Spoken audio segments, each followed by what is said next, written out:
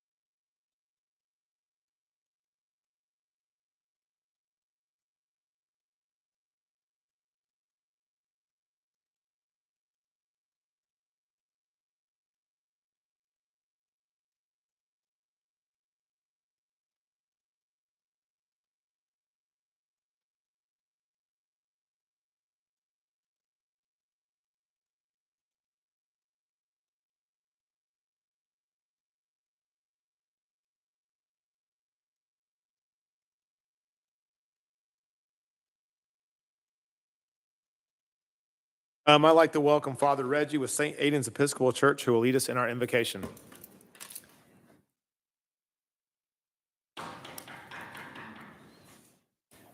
Good evening. The Lord be with you. Also with you. Let us pray. Almighty God, whose Son, Jesus Christ, in his earthly life shared our toil and hallowed our labor, be present with your people where they work. Make those who carry on industry and commerce of this land responsive to your will, and give to us all the pride in what we do and a just return for our labor, through Jesus Christ our Lord, who lives and reigns with you in the Holy Spirit, one God, now and forever. Amen. Amen. Thank you, Father Reggie. I would like to call the regular meeting of the Milton City Council for Monday, September 19th, 2022 to order. The city strongly recommends that you review tonight's agenda carefully, and if you wish to speak on any item on the agenda, then please bring your comment cards to the clerk as soon as possible. While the Milton rules allow a speaker to turn in their comment card up until the clerk calls the agenda item, once the agenda item is called, no more comment cards can be accepted. Will the city clerk please call the roll and make general announcements? Good evening, Mayor and Council. I'll be happy to call roll for the September 19th, 2022 regular City Council meeting. I would like to remind those in attendance to please silence all cell phones at this time. Those attending the meeting who would like to make a public comment, you are required to complete a yellow public comment card located on the table just as you walk into chambers. Your comment card must be presented to the city clerk prior to the agenda item being called. Any comment cards received after the item has been called will not be accepted. All speakers, please identify yourself by name, address, and organization before beginning your comment.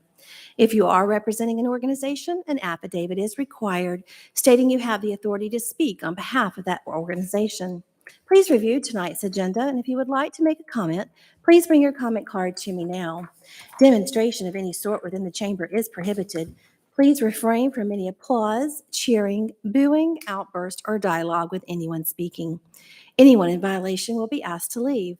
As I call roll this evening, please confirm your attendance. Mayor Peyton Jamison. Here. Councilmember Paul Moore. Here. Councilmember Juliette Johnson. Here. Councilmember Carol Cookerly. Here. Councilmember Jan Jacobus. Here. Councilmember Rick Morg. Here. And for the record, Councilmember Andrea Veerhoff is joining us via Zoom tonight. Would everyone please rise for the Pledge of Allegiance? I pledge allegiance to the flag of the United States of America and to the republic for which it stands, one nation, under God, indivisible, with liberty and justice for all. Okay, well, now we will approve the meeting agenda. I'd like to open it for a motion. Mr. Mayor, make a motion, we approve this evening's agenda as presented to us by the city clerk. Second. Okay, I have a motion from Councilmember Moore and a second from Councilmember Johnson to approve the meeting agenda. All in favor, please say aye. Aye. Any opposed? That's unanimous. Next is general public comment. Do you have any public comment, Tammy? We do, Mayor. Okay. The next item is general public comment. Public comment is a time for citizens to share information with the mayor and the city council and to provide input and opinions on any matter that is not scheduled for its own public hearing during today's meeting. Each citizen who chooses to participate in public comment must complete a comment card and submit it to the city clerk prior to the agenda item being called. Please remember that this is not a time to engage the mayor or members of the city council in conversation. When your name is called, please come forward and speak into the microphone stating your name and address for the record. You will have 5 minutes for remarks. The city encourages you to review the agenda, and if you wish to speak, to bring your comment cards to the city clerk right now. Will you please call the first public comment? Mayor, I would like to invite Mr. Mark Casada to the podium, please.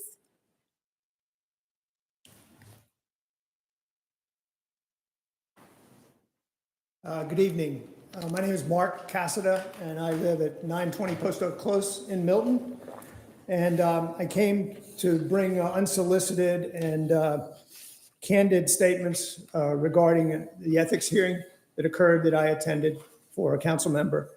And I just came to, with these unsolicited and somewhat inarticulate remarks, to pass along my concern for the process and the result for a gentleman that I think has conducted himself for the past 20 years with supreme integrity, honor, and thoughtfulness for the citizens of Milton and unincorporated North Fulton County. And that's how I met the gentleman, was serving and speaking with him down at the old, at the county chambers in the city, speaking towards what would protect the legacy of this land here while still taking into account the growth needs. And it's what eventually became Milton. Paul and I were able to participate in, Paul Moore and I were able to participate in that process and begin the process of saving this land and protecting this, but all the while listening to the citizens and doing it on behalf of the citizens and what the goals and needs of the citizens were in unincorporated North Fulton. And what we have today is largely a result of Paul's good work that was done with honor and integrity. I think he served us well. And the hearing that I attended was a public hearing, and I'm not happy with the result, but the process was followed. And I would just like to say that I think that any censure of Paul Moore is unwarranted and unfounded as a result of the process that was recommended. And I appreciate the time to speak with you. Thank you. Will you please call the next? Thank you. Mayor, I would like to invite Ms. Laura Bentley to the podium, please.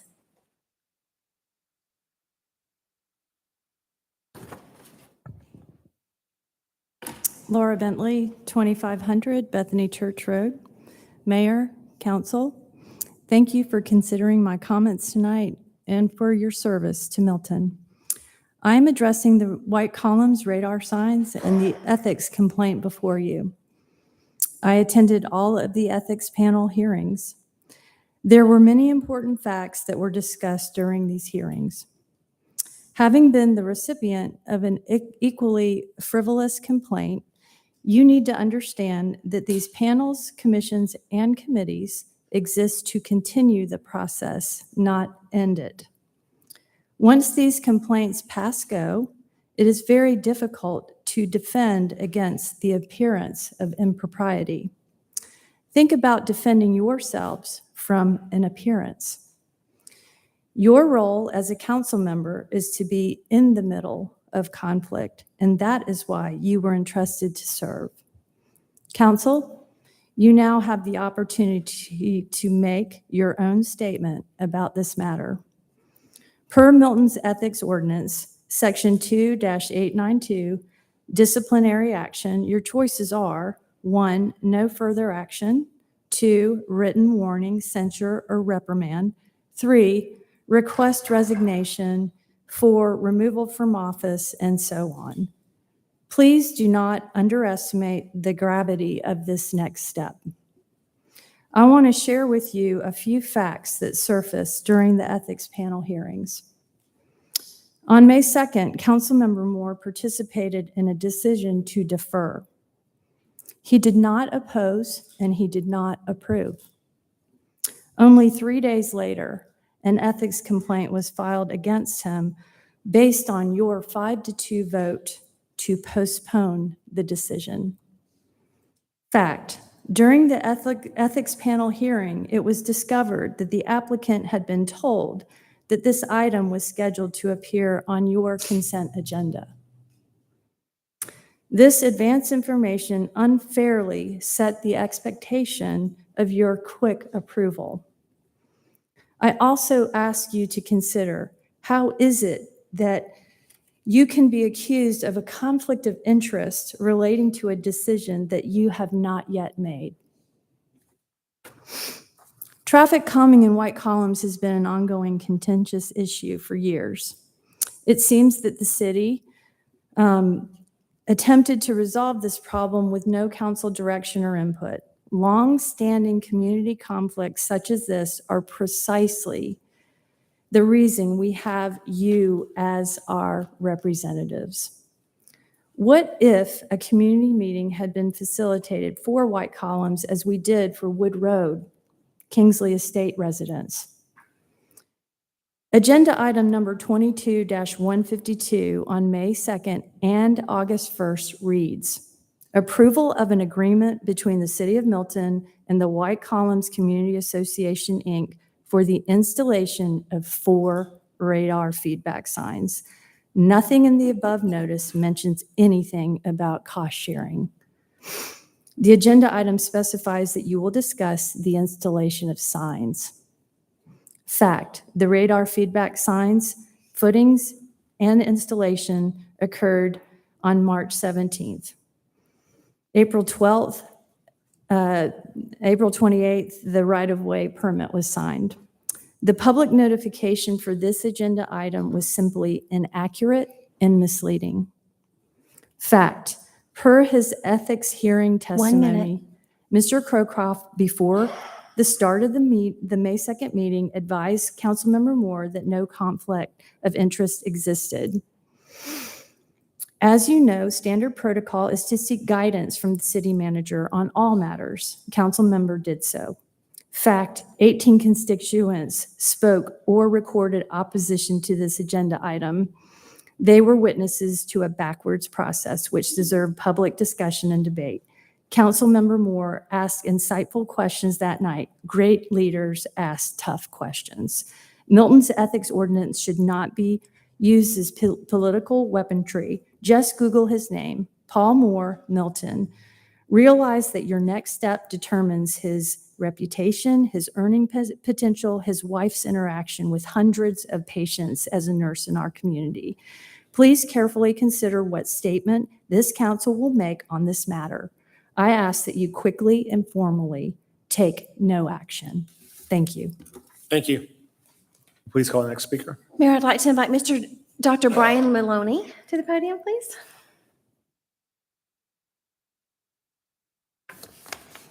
Mayor, Council, Brian Maloney, 14430 Wood Road.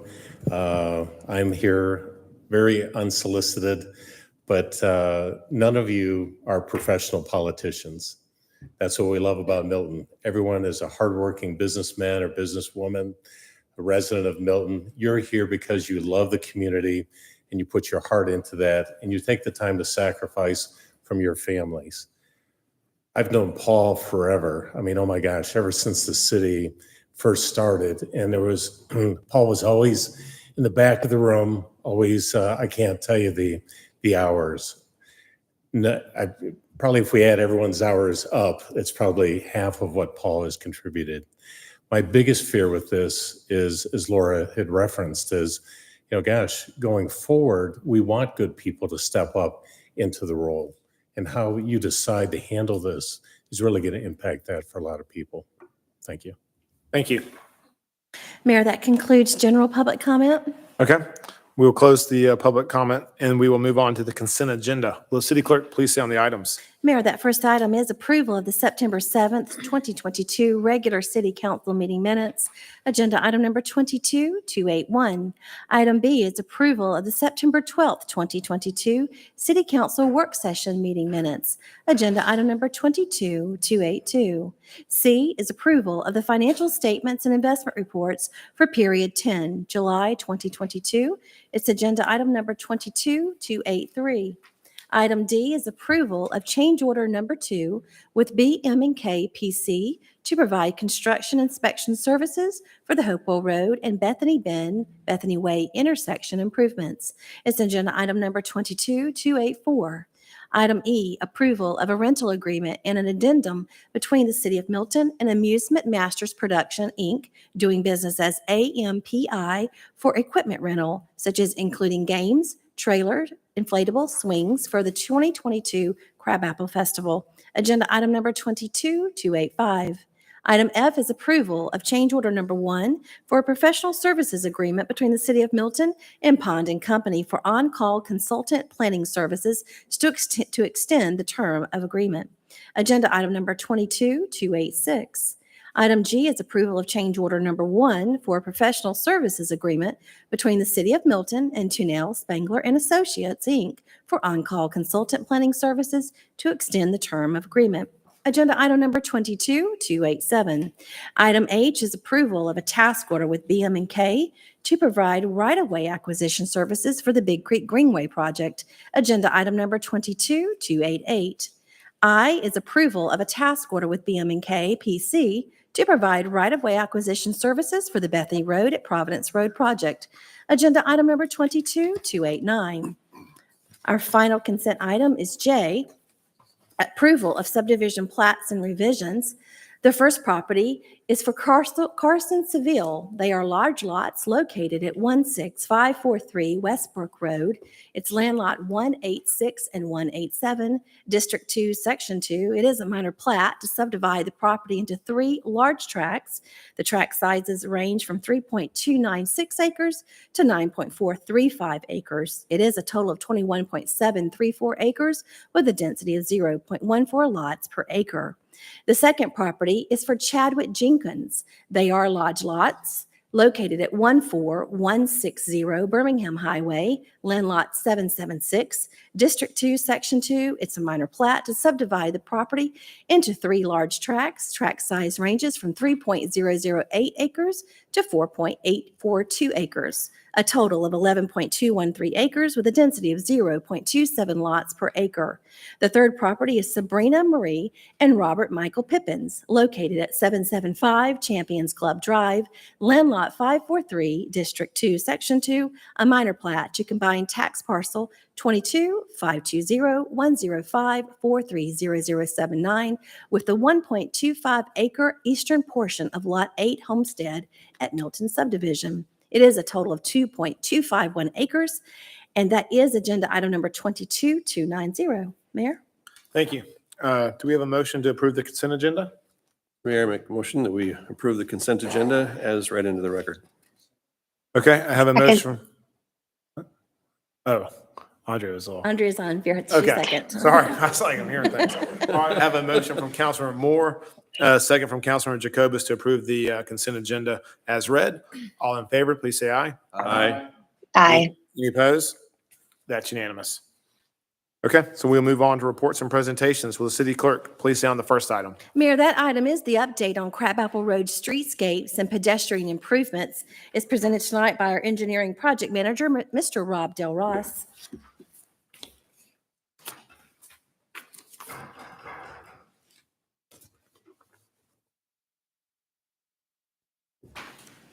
Good evening, Mayor and Council. Tonight, we are giving you an update on this quickly moving project right outside our front door, streetscapes on Crabapple Road. You've been talking about this for a long time. But tonight, this could be your last opportunity to influence the design. It's an important conversation, and we have several questions that we'll be explaining to you shortly later in the presentation. What we're talking about tonight, you see on the map before you, is a 2-block stretch of Crabapple Road between Itasca Walk on the west and Lacoma Marstow on the east. I'm going to go through a little bit of the project history and discuss what the concept looks like today.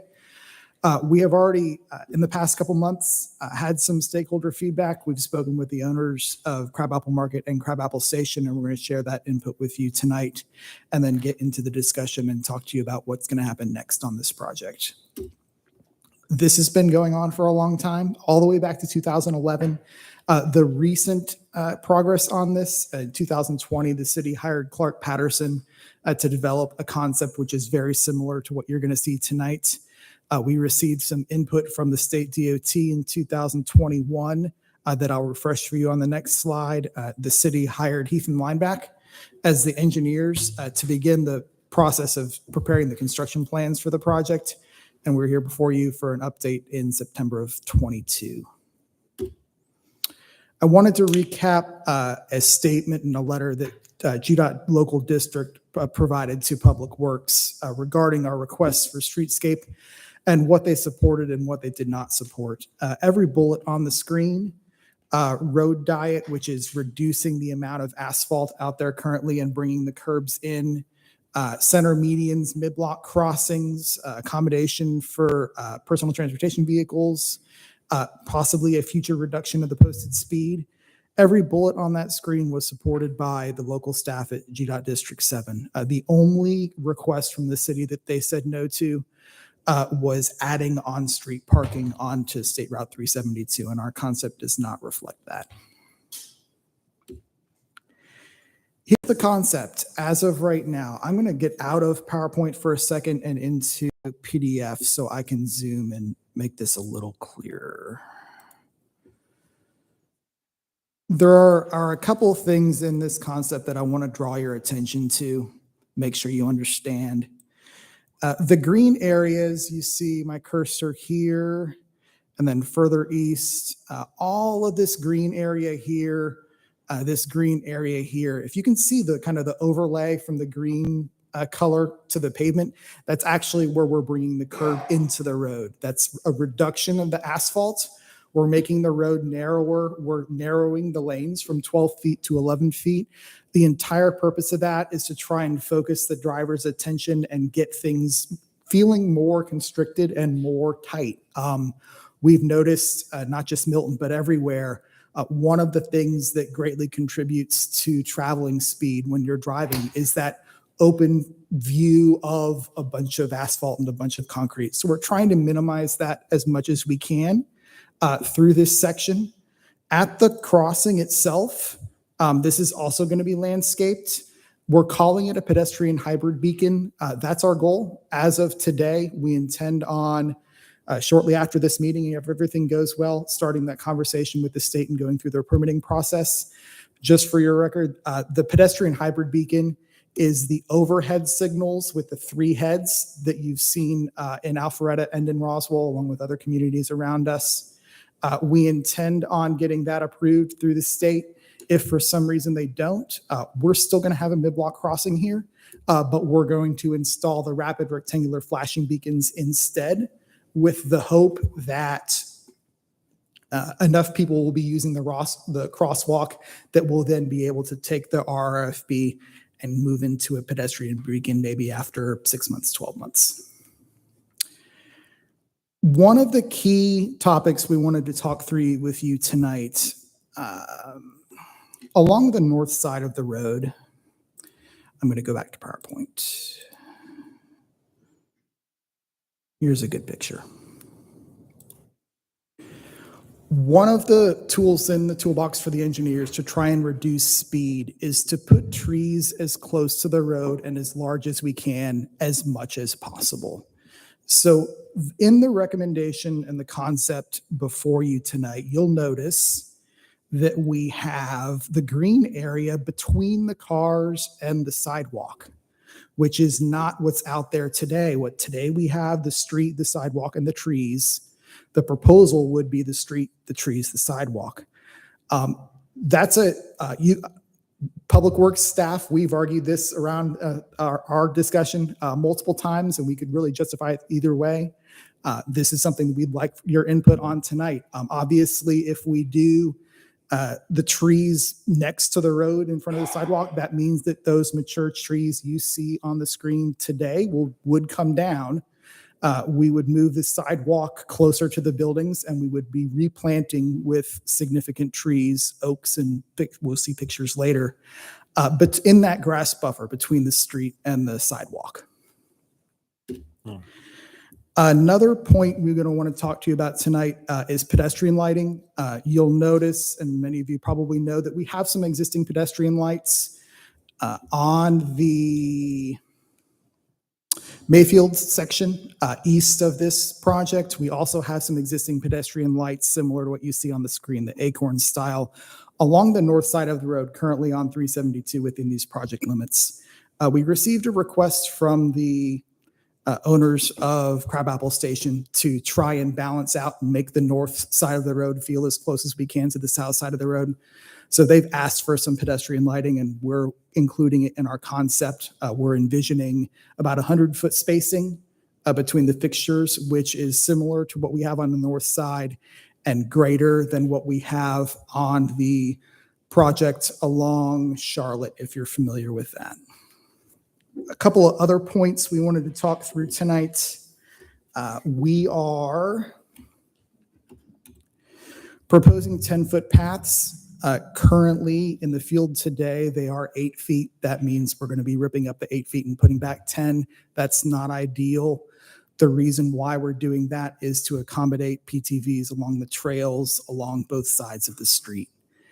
Another difference you'll notice in this concept from what you've seen previously, we have removed the bike lanes from our concept. The reason for that is, from what we've heard from you and from the public, the number one thing we want to accomplish with this project is to slow people down. Bike lanes is an additional 4 feet of pavement on both sides that contributes to that wide open feeling. By not accommodating bike lanes in this project, we're not saying that bikes can't use the corridor. Ideally, from the engineering position, if we're successful in slowing people down, the bikes will feel more comfortable using the lane as it is. Ultimately, also, this section, given its close proximity to the roundabout just west off the screen, we wouldn't be striping the bike lanes through the roundabout anyway.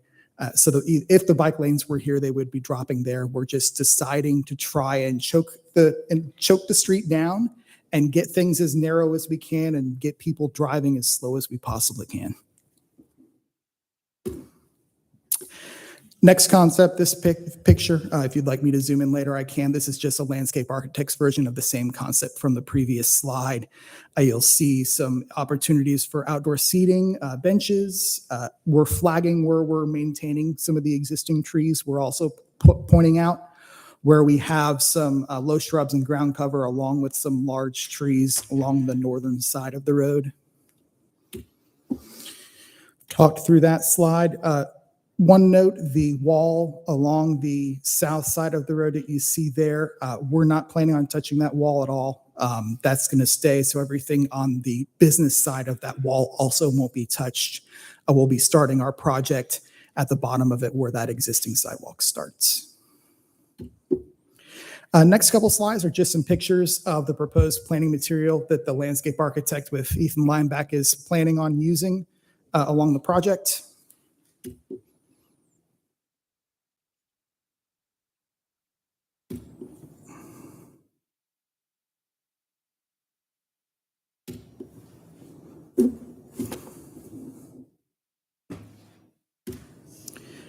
Next slide, we're summarizing what we've heard from the owners of the Crabapple Station and the Crabapple Market.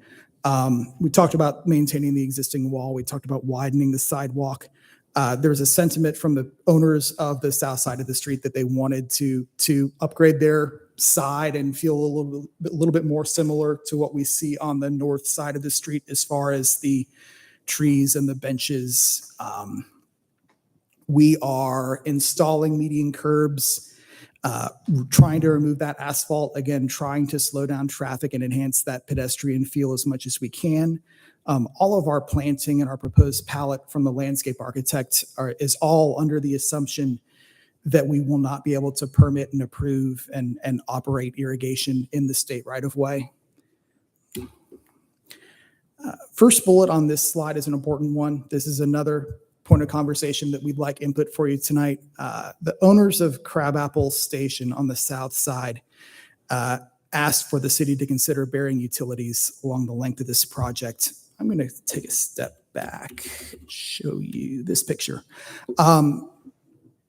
What we'd be talking about is approximately 3 poles along the southern side and completely burying all of the power, all of the cable, every wire you see on that pole would disappear, and the 3 poles themselves would disappear.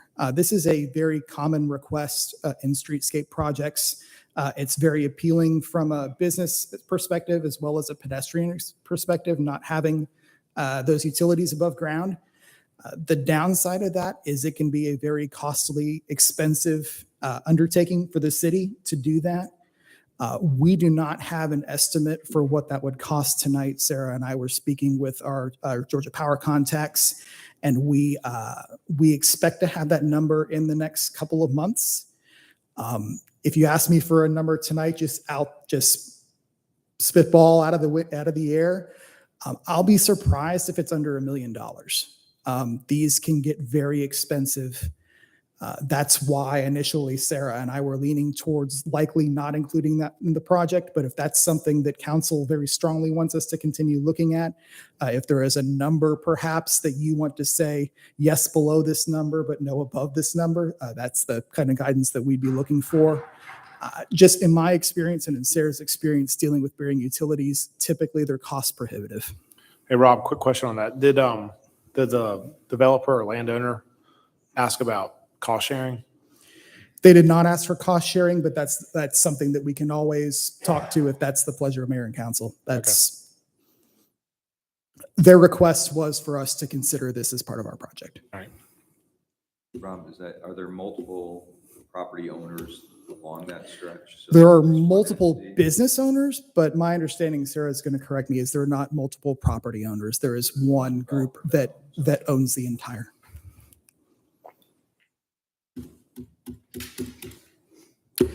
Second bullet on the screen, we've talked about before. I wish we had the ability to reduce speed limit on State Route 372, but we don't. And that's the entire point of this project. We're trying to get people to drive slow so we can have the state DOT working with us to approve a speed limit reduction. Third bullet is the pedestrian lighting, as you spoke about before. Fourth bullet is similar to what I said before. The owners of the land, given that there are a couple of eating establishments on the south side, are looking for some opportunities similar to what the north side has as far as benches and tables and outdoor gathering space. Talked about that. Next steps. This project is moving forward very quickly. This is likely the last time this project is coming forward before you, ideally before we have a construction contract next year. We are hopeful that we will not need any right-of-way and easement on this project, which means as soon as we can finish the design, it's permitting with the state. Once that's done, we're hiring a contractor. So there, optimistically, we could be talking about construction on this spring of next year. If there's some right-of-way challenges, that probably gets kicked back 6 months. That's something that we're not going to know until we finish this design and wrap things up looking at the survey. So determining the final concept tonight, ultimately preparing construction documents, submitting for that state permit, and moving forward to construction. That's pretty much my presentation tonight, Mayor. Looking for any feedback from Mayor and Council on any of the topics that we just talked about. So let's go through real quick. What were the items you need? One was the sidewalk, I think, and tree plantings. The order of the Yep. grass, sidewalk, asphalt, and whether you want to remove the existing trees and go larger, closer to the road, or do you want us to preserve what you see on the screen with the already mature trees with the sidewalk closer to the road? Any council feedback on that? Paul? Yeah, I've got several questions regarding that and then a couple of comments as well. Rob, so let's address that since you've got this up. If you were to take out the existing sidewalk from the 8-foot sidewalk and put the 10-foot sidewalk in, how far back are you suggesting that go from the current curb? So we have some flexibility on that. The larger the buffer is between the road and the sidewalk, the larger the tree that the state DOT will allow us to do. In my head, I'm envisioning the front of the new sidewalk, roughly where the back of the existing sidewalk is. So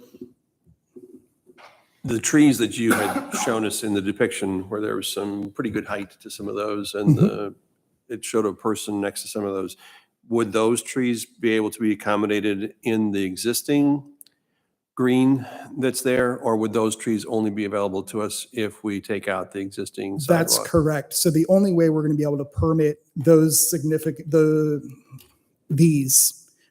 that buffer between the road and the sidewalk is if we move the sidewalk back. Okay, so that takes me, and I'll come back to a conclusion on this in a minute when you'll see where I'm going. Where does the property owner, which is I think a single source developer on this, where does their property line start, where they can take control over what happens outside the building? You know that offhand? I'll tell you the reason I ask that is I think one of the concepts that's been discussed is on-street, street side dining, for example. So there would be a community activity on this side of the building rather than just on the parking lot side of the building. So what I'm showing you on the screen, this is just east of the crosswalk, as you can see. That property line is approximately, I'm going to say 10 feet from the front of the building. Okay. And then That dashed blue line you see is the property line. so is the gray then the sidewalk? That's correct. And so if you're going to move the sidewalk back, you're probably going to move it to the property line? We could, yes. Oh, that's going to be, again, if that's the direction the council wants us to go, that's going to be a conversation we have with the property owner because there is some landscaping as well in that area, not just trees. So we're going to want to dial in how far do we have to move it to get the big trees versus how much of a inconvenience that is to the businesses. So the reason I'm asking those questions is not every one of those establishments right there is a restaurant, but there are a couple along there. And I think that it'd be great to add an element of outside street dining. I think it creates a tremendous sense of community and, vibrance, et cetera. And so the balance I'm trying to find is how far do you move that where you create the separation to get the trees in order to accommodate I'll call it street side dining. Probably the existing trees need to come out to do that. You move the sidewalk and then it's incumbent upon the property owner to develop whatever the hardscape is that's on that side to accommodate if there's going to be tables and chairs or benches or whatever out there. So it could be a good shared outcome if we do move the sidewalk and we do plant the larger trees, and then we share a responsibility of some level with whatever happens between the sidewalk and the building to accommodate some sort of street life. So I'm in favor of moving the sidewalk, but I want to say right up front, I'm not in favor of putting the PTVs on those sidewalks. Okay.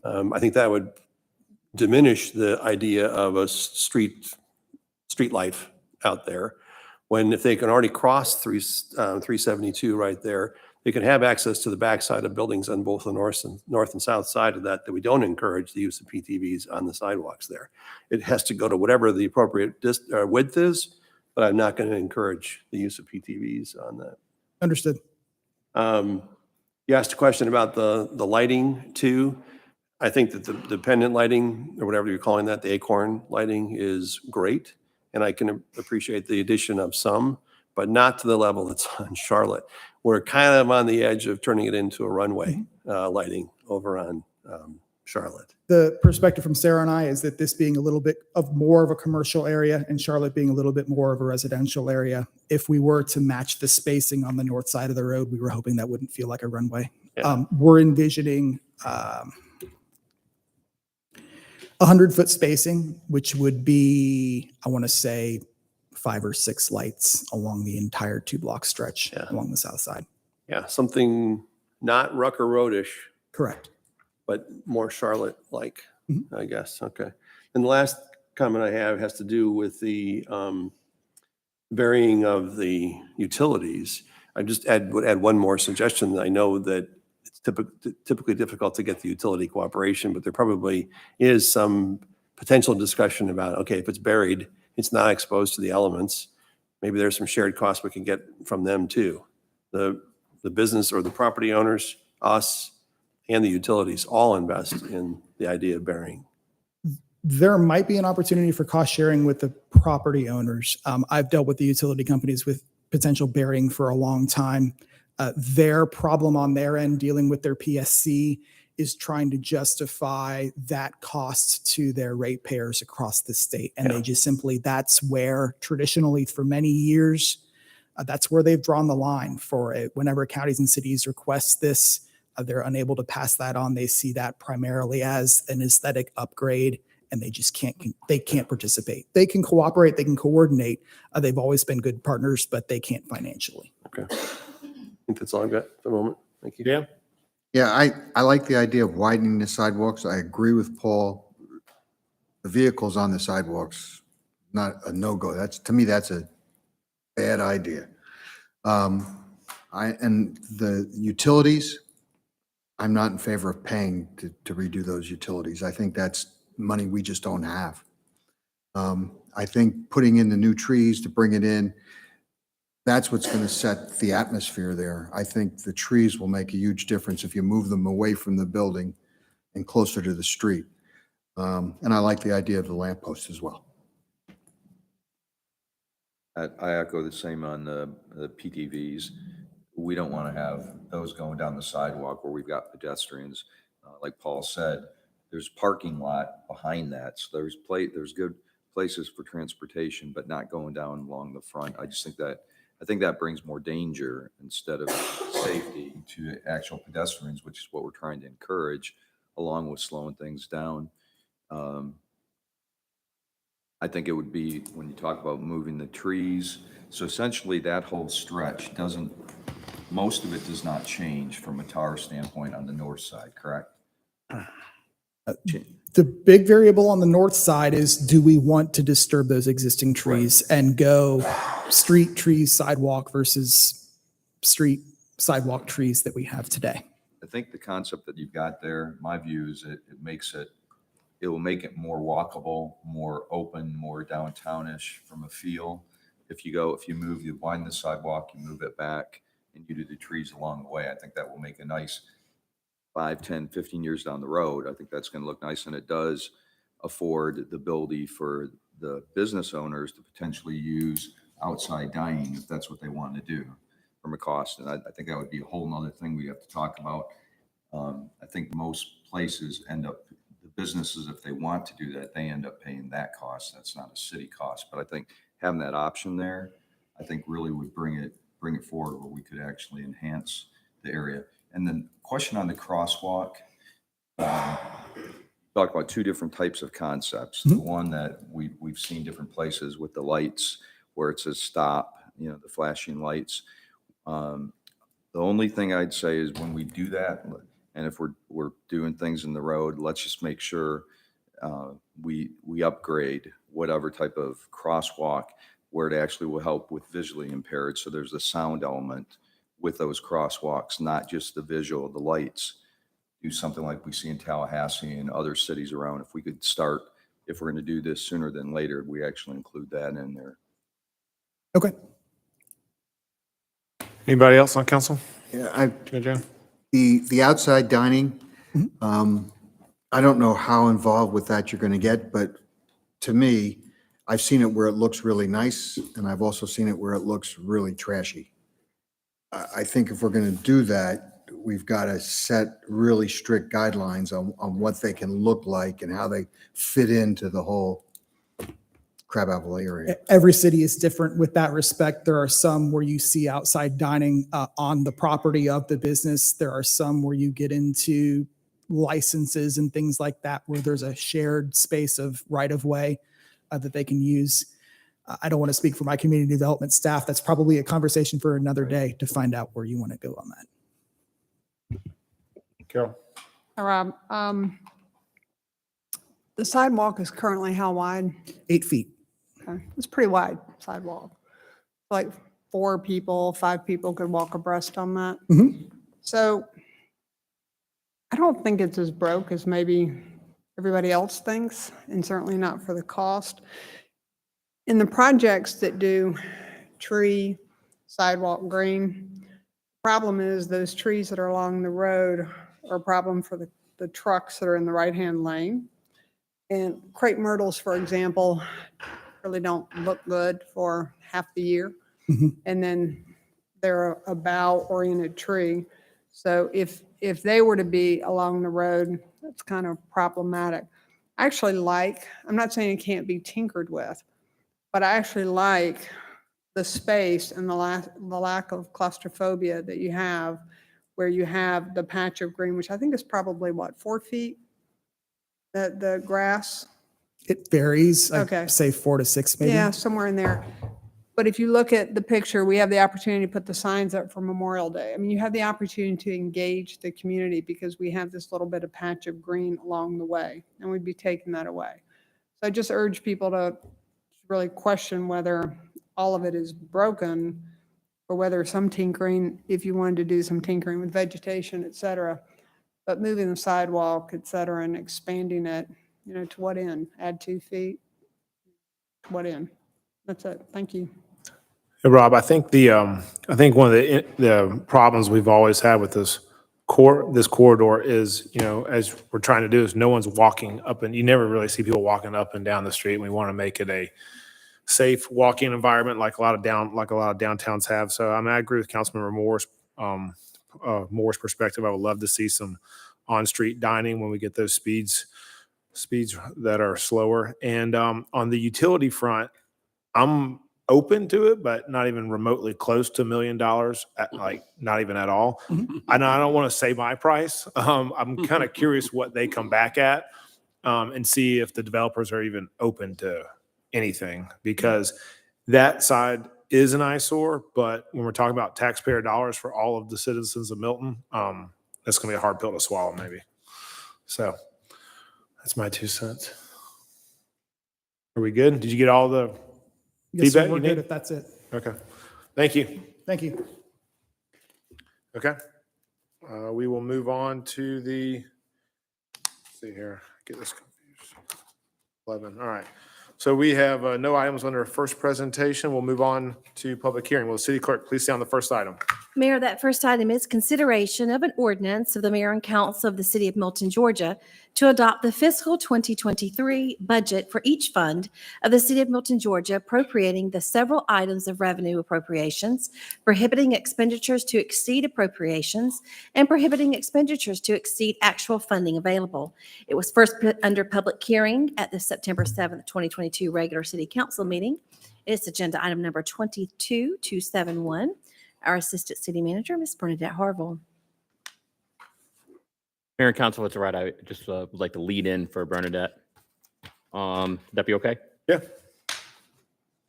So before Bernadette begins her presentation, I'd like to briefly discuss some of the concerns that have been shared with me by some members of the City Council regarding funding some of the new initiatives. As you know, our budget is a plan of expected income and expenditures that weighs priorities against available resources. The budget process is a critical time for us, as it's when we weigh competing priorities and determine which to accomplish now and which to defer until later. In fact, it's this process that helped us achieve our AAA rating, our first time out with the rating agencies, and have maintained it since, in addition to our yearly national recognitions of our budget. In the past 5 years or so, the city has significantly expanded its services to our citizens. For example, just from a recreational standpoint, we've added hundreds of acres of passive parks with hiking trails, piers, and other amenities. We've added Legacy Park, which was formerly known as Cox Road Park, with active fields that just underwent a makeover, to artificial turf so that even more children can enjoy various sports at first-rate facilities. We've added a public swimming pool and tennis courts, which have their own thriving programs, and that's just two of the ever-growing number of program offerings. Also during that time, we have significantly reduced the city's reliance on consultants by bringing the work in-house. Some examples include staffing the building department instead of contracting for it, managing our own stormwater program, taking on projects such as the urban growth boundaries and Chapter 4 revisions that we heard about last week, and those have historically been handled by consultants. We've eliminated our reliance on other professional services as well, which have saved the city hundreds of thousands of dollars, with even more savings coming in 2023. In the interest of time, I'm not going to go through each of the department's exponential growth and responsibilities with only the modest increase in staffing. Our team works extremely hard during the week, at night, and on weekends to ensure that we provide the best possible services in the most efficient manner. With that in mind, we again reviewed the M&O initiatives to see if there might be some opportunities for savings without significant impacts on service delivery. While we couldn't find outright savings, we have found roughly $300,000 in initiatives that we might be able to defer, if you'd like to hear them. Yep. Is council okay hearing them? Sure. So the first is the police records clerk position. This is a full-time position that was proposed to help ease the significant burden associated with fingerprinting and open records requests. However, there may be opportunities to reduce the fingerprinting demand in two ways. First, by changing some of Milton's regulations that require fingerprinting, and second, by referring those seeking fingerprinting unrelated to city business to private providers. We're also researching open records redaction services with private providers to assist us during times of high demand. If this is of interest, I would recommend not funding the position now, but retaining the position for further discussion at mid-year and redirecting the roughly $66,500 in funding to the building of Station 45, Fire Station 45. I'm going to have three considerations in total. Would you like me to go through all three of them? Yes. The second consideration is holding off on two of the three public safety ambassadors in our police department. If you recall, we were recommending 3 part-time staff to patrol our parks and trails for public safety purposes. We landed on 3 to cover various times, including evenings and weekends, and various locations regularly, but perhaps we could test the program with just 1 part-time PSA and reevaluate it at mid-year. Similar to the previous position, I would recommend keeping the positions and just not funding them for now. We could assess the impact at mid-year and fund it if the financial resources exist and the council wishes to do so. That deferral would redirect approximately $156,000, which I would also recommend moving into the Fire Station 45 build. And finally, we could hold off on staffing the Milton Country Club and Preserve with part-time staff and reevaluate it mid-year. The deferral of those positions would free up roughly $72,000, and similar to the others, can be reevaluated mid-year when the council consider our financial resources and needs. Unlike the others, I would recommend diverting that $72,000 to Station 45. In total, the exact budget deferral would be $294,363, which would be added to the transfer out to capital projects. The budget wouldn't change. As a city, we can revisit these positions at our mid-year, further assess the impact, consider our revenues, and further refine our priorities to determine if the council would like to fund them. Let me know if you have any questions, or should we just go into Bernadette's presentation? Steve, can you clarify number 2? It was the park ambassadors. The original proposal was 3, and your current proposal is 1. 1. Okay. Thank you. That's public safety ambassador. Yep. Any other questions for Steve before we go to Bernadette? That would also reduce the bikes that were going to be ordered as well. It would reduce the bicycles, and it would eliminate a vehicle. That's why that price tag is so high. Yeah. Okay. Okay. Any other questions for Steve? Okay, Bernadette? Okay, excellent. I will go through, as I go through the different slides that have impact that was discussed from that conversation, I'll kind of point it out so you can see what would happen, because the presentation I have is the original iteration that we saw on the 7th, just so everyone's aware of that. So we're here tonight to discuss the proposed FY 2023 budget for the last time before you vote later on this evening. The proposed budget, again, will cover revenue collections and spending from October 1st, 2022 to September 30th, 2023. Staff presented the draft budget in detail at the work session on August 8th, and we once again went over it at the public hearing on September 7th. We included all new initiatives, continuing operations, and market adjustments to salaries. On the 7th, we also went over any changes that had occurred between the draft budget on the 8th and the final budget on the 7th. No changes have been incorporated into this public hearing since the 7th, so we won't have to go over any of that tonight. We'll just go over a high-level presentation over what the staff is proposing for 2023. Before you can see the consolidated budget summary by fund. This just gives you a broad overview of everything going on in the budget in one place. So you'll see here we have the general fund, which is our main operating activity fund, which incorporates all spending that is not required to be separated out into one of the other special revenue funds. We have our 6 special revenue funds, and then we have additionally 6 capital projects funds. Overall, our citywide budget included budgeting spending across all funds is $56.1 million. And I just want everyone to keep in mind that capital projects run on a budget on a project length basis. So any spending that doesn't occur in FY 2023 will carry forward through the next few fiscal years until that project is complete. Again, all requests must tie back to the city planning process as outlined in each year's budget book. And that includes incorporating all new initiatives to tie back to our 5-year strategic plan, the comprehensive plans, short-term work program, other community plan development planning documents, our transportation plans, and so on. We've discussed that in some of the other meetings at length. Before you is the general fund budget summary. Good size there. As you can see, revenues for FY 2023 are forecasted at $38,023,513. That is $292,668 less on continuing revenues from last year, and an overall $10,459,893 less than overall revenues. Again, that is primarily attributable to the $10 million that came over from the ARPA fund to reimburse the general fund for that loss of revenue calculation authorized through that grant. Below, we have the expenditure summary. You can see each department comparing actual spending in 20 and 21 to budgeted spending in 22 and 23.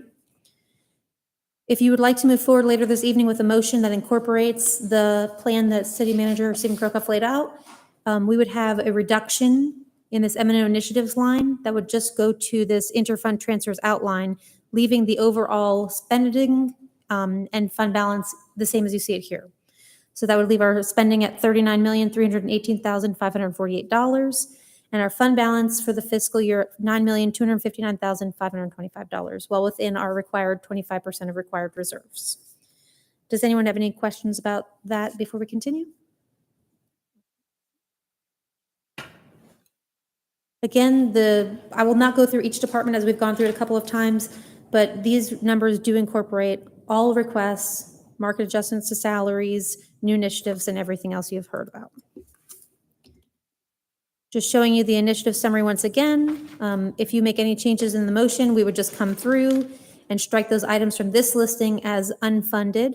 At this time, the proposal would have been to keep the headcount for the staffing summary, but to not fund them at this time and have a conversation about them again towards mid-year. That number would be reduced by the number, and then the vehicle number would come off of the capital request summary, which is right here. So the vehicle for the PSAs would be removed completely, and then it would leave the funding for 1 position, 1 electric bike, and 1 radio. Bernadette, Yes, sir. are we holding off on the addition, on any headcount until we know what's going on with Fulton County on the loss? So is that understanding correct? Mostly, yes. We have 2 we originally only had 1 critical one that I needed to fill, and that was the information services director. But unfortunately, we've had a recent catastrophic illness strike one of our members of our team, and that communications coordinator is probably necessary up front. The rest we can hold off. Okay. Perfect. So again, other than the one vehicle in the police department, the capital projects would stay, the request for new initiatives and capital projects fund would stay as is, as you see on the screen. And then I won't go through any of the special revenue funds unless anyone has any questions. Primarily, they were just laying out continued spending similar to years past. And then we have the continuation of allocating the ARPA funds as we have eligible spending occur. The last thing I'd like to touch on is just our capital improvement plan. Before you, you can see the overall capital improvement plan. This incorporates all spending across all projects in all of the capital projects funds. You can see here, we have our estimated project costs, what has previously been allocated to those projects, what funding is available to date, what spending is projected from the operating transfers in through our pay-as-you-go programming through the entire 7-year plan, from the TS Plus funding for the 7-year plan, impact fees, other funding sources, including potential debt or other funding, grants and the like in that category, and then any unfunded amounts. We do have a couple of projects that have an unfunded amount. Sometimes that just means the funding will extend beyond the 7-year plan. In other ones, we are looking for grants, other opportunities to satisfy that funding amount. And then finally, just giving you a zoom in on the pay-as-you-go program. Again, should you take up the information previously laid out, you would see an additional amount going into the West Side Fire Station of approximately $300,000, taking it away from those other initiatives at this time. I will go back to the consolidated budget summary, and I'll be happy to answer any questions that anyone has about the FY 2023 budget. And again, the vote would be later this evening. I got a couple questions. Yeah, Jan? Under Parks and Recreation, the pool awning, that's a permanent wood structure and not like a awning type? It Yes. says awning here. My understanding was that it was going to be a permanent structure. Is that correct? That's correct. And not a, Yes, it was before as a temporary kind of fabric awning, and it will Right. be a wooden structure up. okay. And the other one was on the Cox Road parking lot. Were there dollars in the budget already when the approval was made for the artificial turf to do some work? So was there dollars already allocated for some of the parking lot work, and this is an addition, or was there never any dollars allocated for the parking lot? It was my understanding, I can get Tom up here, that the original request was just for the turfing of the fields. I think we're waiting until we demolish that one building Okay. for the additional parking. There was no dollars allocated before? believe so. Okay. No, I just got the Got the head Confirmation. shake. Okay. All right. Any questions for Bernadette before we have public comment? Okay. Yeah, just, I'll save mine for later when we Okay. have more discussion. Tammy, do we have any public comment? We have one, Mayor. Okay. I will read it into the record. It's from Mary Cronk at 600 Hickory Mill Lane. I respectfully request council votes to put a hold, with a few exceptions, on all new positions along with the vehicles and other equipment necessary for the new positions, at least until the amount of lost revenue is determined. With a small number of new positions, replace currently contracted services, and likely make good financial sense, there are at least 8 new full-time and 3 to 4 new part-time positions. Putting a hold on these new positions and these expenses associated with them would shave approximately $1,200,000 from the budget, which would provide a small cushion should the lost revenue be less than expected. Thank you for your careful consideration. Thank you. Any other public comment? That's all. Okay, I'll close the public comment, and we'll move on to the next public hearing item. Can you please sound that item? Yes, that item is consideration of the issuance of an alcohol beverage license to Milton Brewing LLC, doing business as Six Bridges Brewing and Craft Spirits. It's located at 1850 Heritage Walk here in Milton. The first public hearing was at the August 15th regular city council meeting, and the second public hearing was at the September 19th regular city council meeting. Agenda item number 22252. Ms. Karen Ellis. Good evening, Mayor and Council. We have two applications for alcohol beverage licenses this evening. The first is the Milton Brewing, doing business as Six Bridges Brewing and Craft Spirits, located at 1850 Heritage Walk. They're applying for a manufacturer's license for microbrewery and microdistillery, and these were properly advertised in the Milton Herald for September 8th and September 15th. You will see here a photo of a rendering of all the other alcoholic beverage facilities. Whoop. Give it just a second. There it goes. Within this Crabapple area, so you can see where other businesses are located in relation to Six Bridges. This is a local distinction for micro establishments where there's not more than 15,000 barrels of beer or 15,000 barrels of distilled spirits to be manufactured in a calendar year. So a brewery is allowed to sell up to 6,000 barrels per calendar year for consumption on premises, or for package sales not to exceed 288 ounces, which is one case, per consumer per day. For malt beverages, 1 barrel equals 31 gallons. And also for the distillery, they're allowed to sell up to 750 barrels per calendar year for consumption on premises or package sales, not to exceed 4,500 milliliters per consumer per day, where distilled spirits, 1 barrel equals 53 gallons.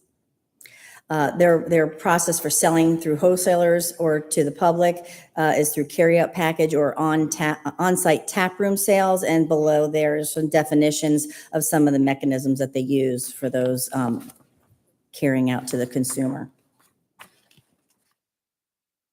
If you have any questions, I'll be glad to answer them. Any questions? Just a clarification. So this is actually approval of their alcohol license, has nothing to do with the discussion we've had on Sunday Correct. sales, correct? That is correct. Okay. So we approve this, or just approve? They currently have a temporary business license, so they're currently active. Okay, thank you. Yeah, this actually comes, this is just the hearing on it. The approval comes later.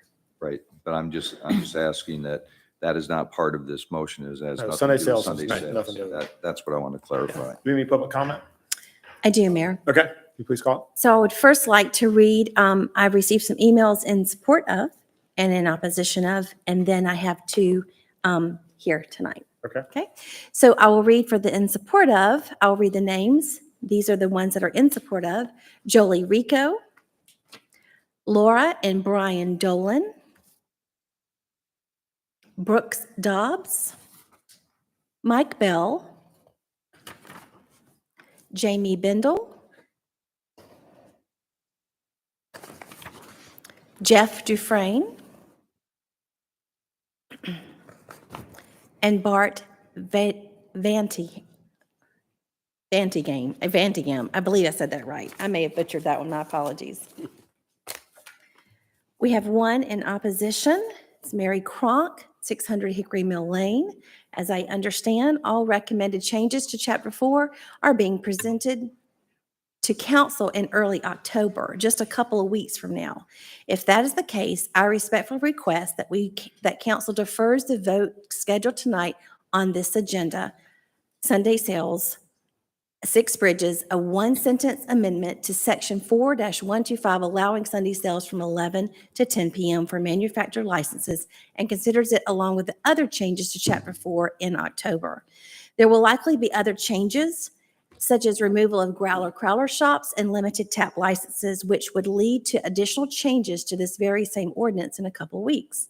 Why make changes twice to the same ordinance when they could be considered and made all at the same time? Under the current Chapter 4, there are no food requirements for manufacturer licenses, allowing them to operate as 100% alcohol businesses. As stated in Chapter 4, bars are at a 75-25 alcohol to food ratio are not allowed in Milton. I'm asking council to consider the existing manufacturer license business model in more detail, since it could lead to a greater than 75% alcohol business and allow these businesses for all intents and purposes to function like bars. This amendment should be considered within the context of all the changes to Chapter 4. What is the advantage to the city of Milton, to the city and the residents, of Milton, to make these one-sentence amendments to Chapter 4 now when all changes would be considered shortly? Conversely, how would it hurt the city to wait and consider all changes at one time? The only existing business this amendment directly impacts knew when they opened their business in Milton that they would be operating without Sunday sales. Surely they can wait another few weeks if council defers decision tonight. Thank I'd you. like to call up and invite Miss Amy Noel Haygood to the podium, please.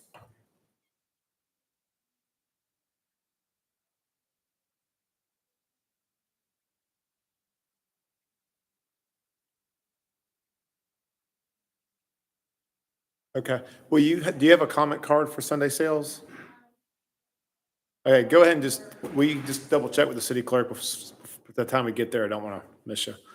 Okay, any other public comment? I'll save it for the next one. Okay.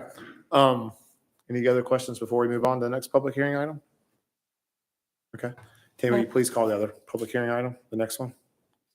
Consideration of the issuance of an alcohol beverage license to Don't Eat My Mango LLC, doing business as Ichiban, 5306 Windward Parkway, Suite A, Milton, Georgia. Agenda item number 22291. Thank you.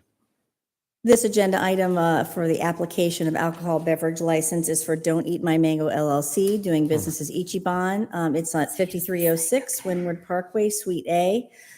This application is for consumption on premises for beer, wine, and distilled spirits. Also, bring your own beverage and on-premise Sunday sales. This also was advertised properly in the Milton Herald on September 8th and September 15th. Okay. And here's a map again showing the location of where the applicant is in relation to other businesses that also have alcoholic beverage licenses near Highway 9 and Windward Parkway. We're not showing the You're not seeing your presentation. map, Karen? We'll just fix it in the back. There we go.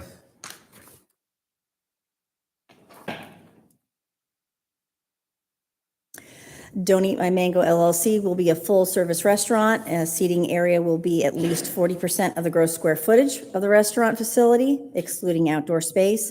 It will have over 50% of its total gross food and beverage sales from the sale of prepared foods. As you'll see in the picture here, they have a gross square footage of 3298 square feet, and their seating area will be 2275 square feet, which is over 69%. We also have the applicant here, Jonathan Eng. If you have any questions of him, he is in the audience. All right. Any questions for Karen? Nope. All right. Any public comment? Not on this item, sir. Okay, so I'll close public comment and we will, so there's no items on our zoning agenda, so we'll move on to unfinished business. Will City Clerk please stay on the first item? Consideration of an ordinance of the Mayor and Council of the City of Milton, Georgia, to adopt amendments to the fiscal 2022 budget for each fund of the City of Milton, Georgia, amending the amounts shown in each budget as expenditures, amending the several items of revenue appropriations, prohibiting expenditures to exceed appropriations, and prohibiting expenditures to exceed actual funding available.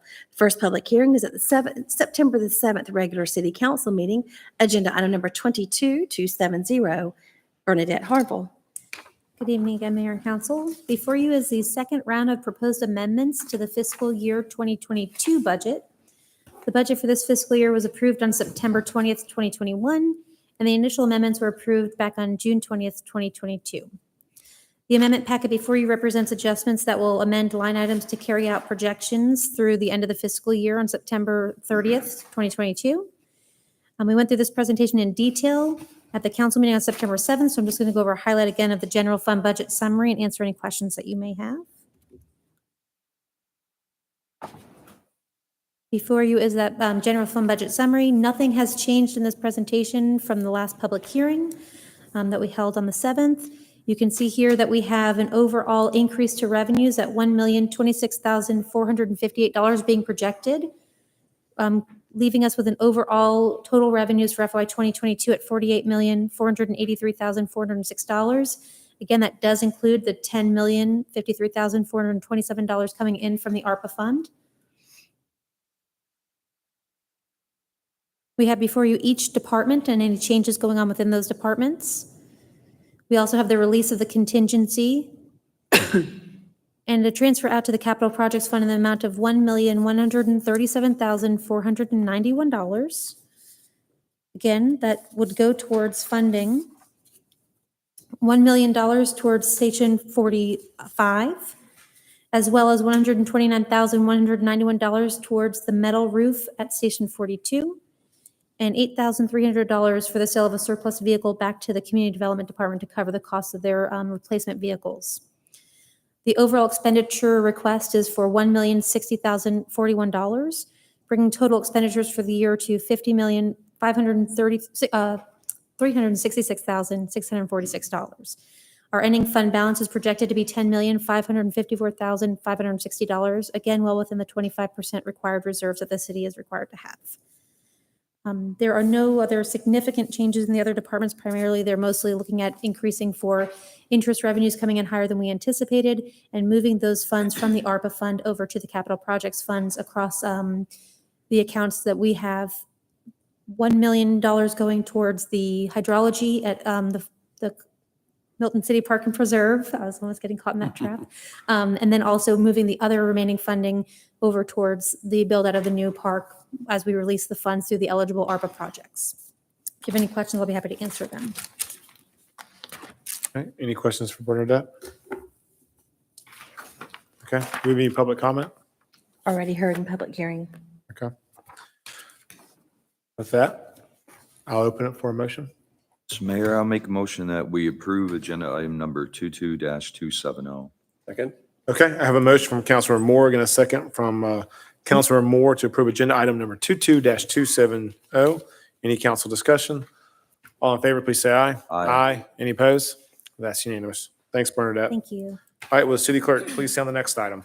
Consideration of an ordinance of the mayor and council of the city of Milton, Georgia to adopt the fiscal 2023 budget for each fund of the city of Milton, Georgia, appropriating the several items of revenue appropriations, prohibiting expenditures to exceed appropriations, and prohibiting expenditures to exceed actual funding available.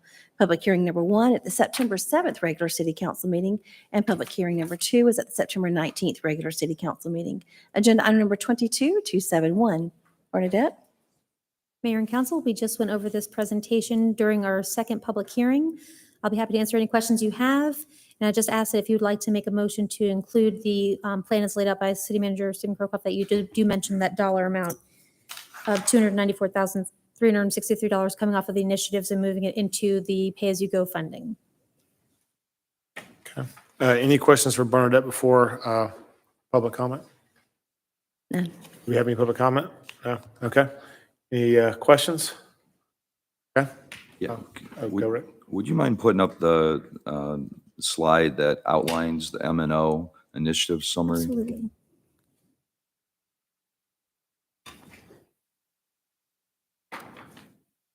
So Steve, I think you said you see the first one as a critical hire. That's correct.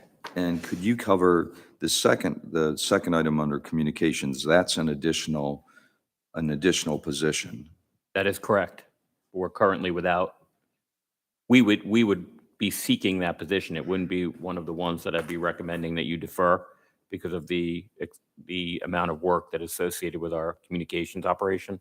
But we currently are without our number 2 there, and I anticipate we'll be out without our number 2 for quite some time. Otherwise, I would say wait until lost for that one as well. Okay, so this you're asking us to, you actually want to approve this position, not backfill where you've got a shortage right now. That person would fulfill some of that kind of in the meantime. That is an additional position. It would take our communications department from 2 to 3. But the one person is going to be out for an extended period of time, and I'm trying to find a way to bridge the gap there.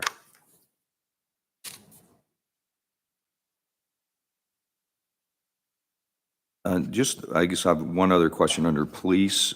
So your recommendation is go from 3 down to 1 under the additional public safety ambassadors.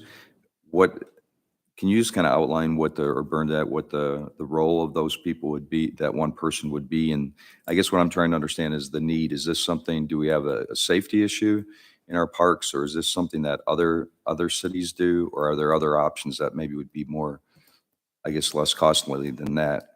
If you don't mind, I'd like to bring Chief Austin up so he can address that question.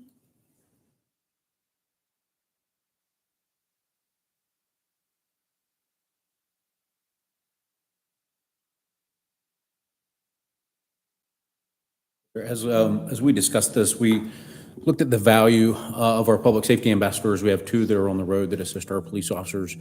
We've had some issues in our parks with entering autos, things of that nature.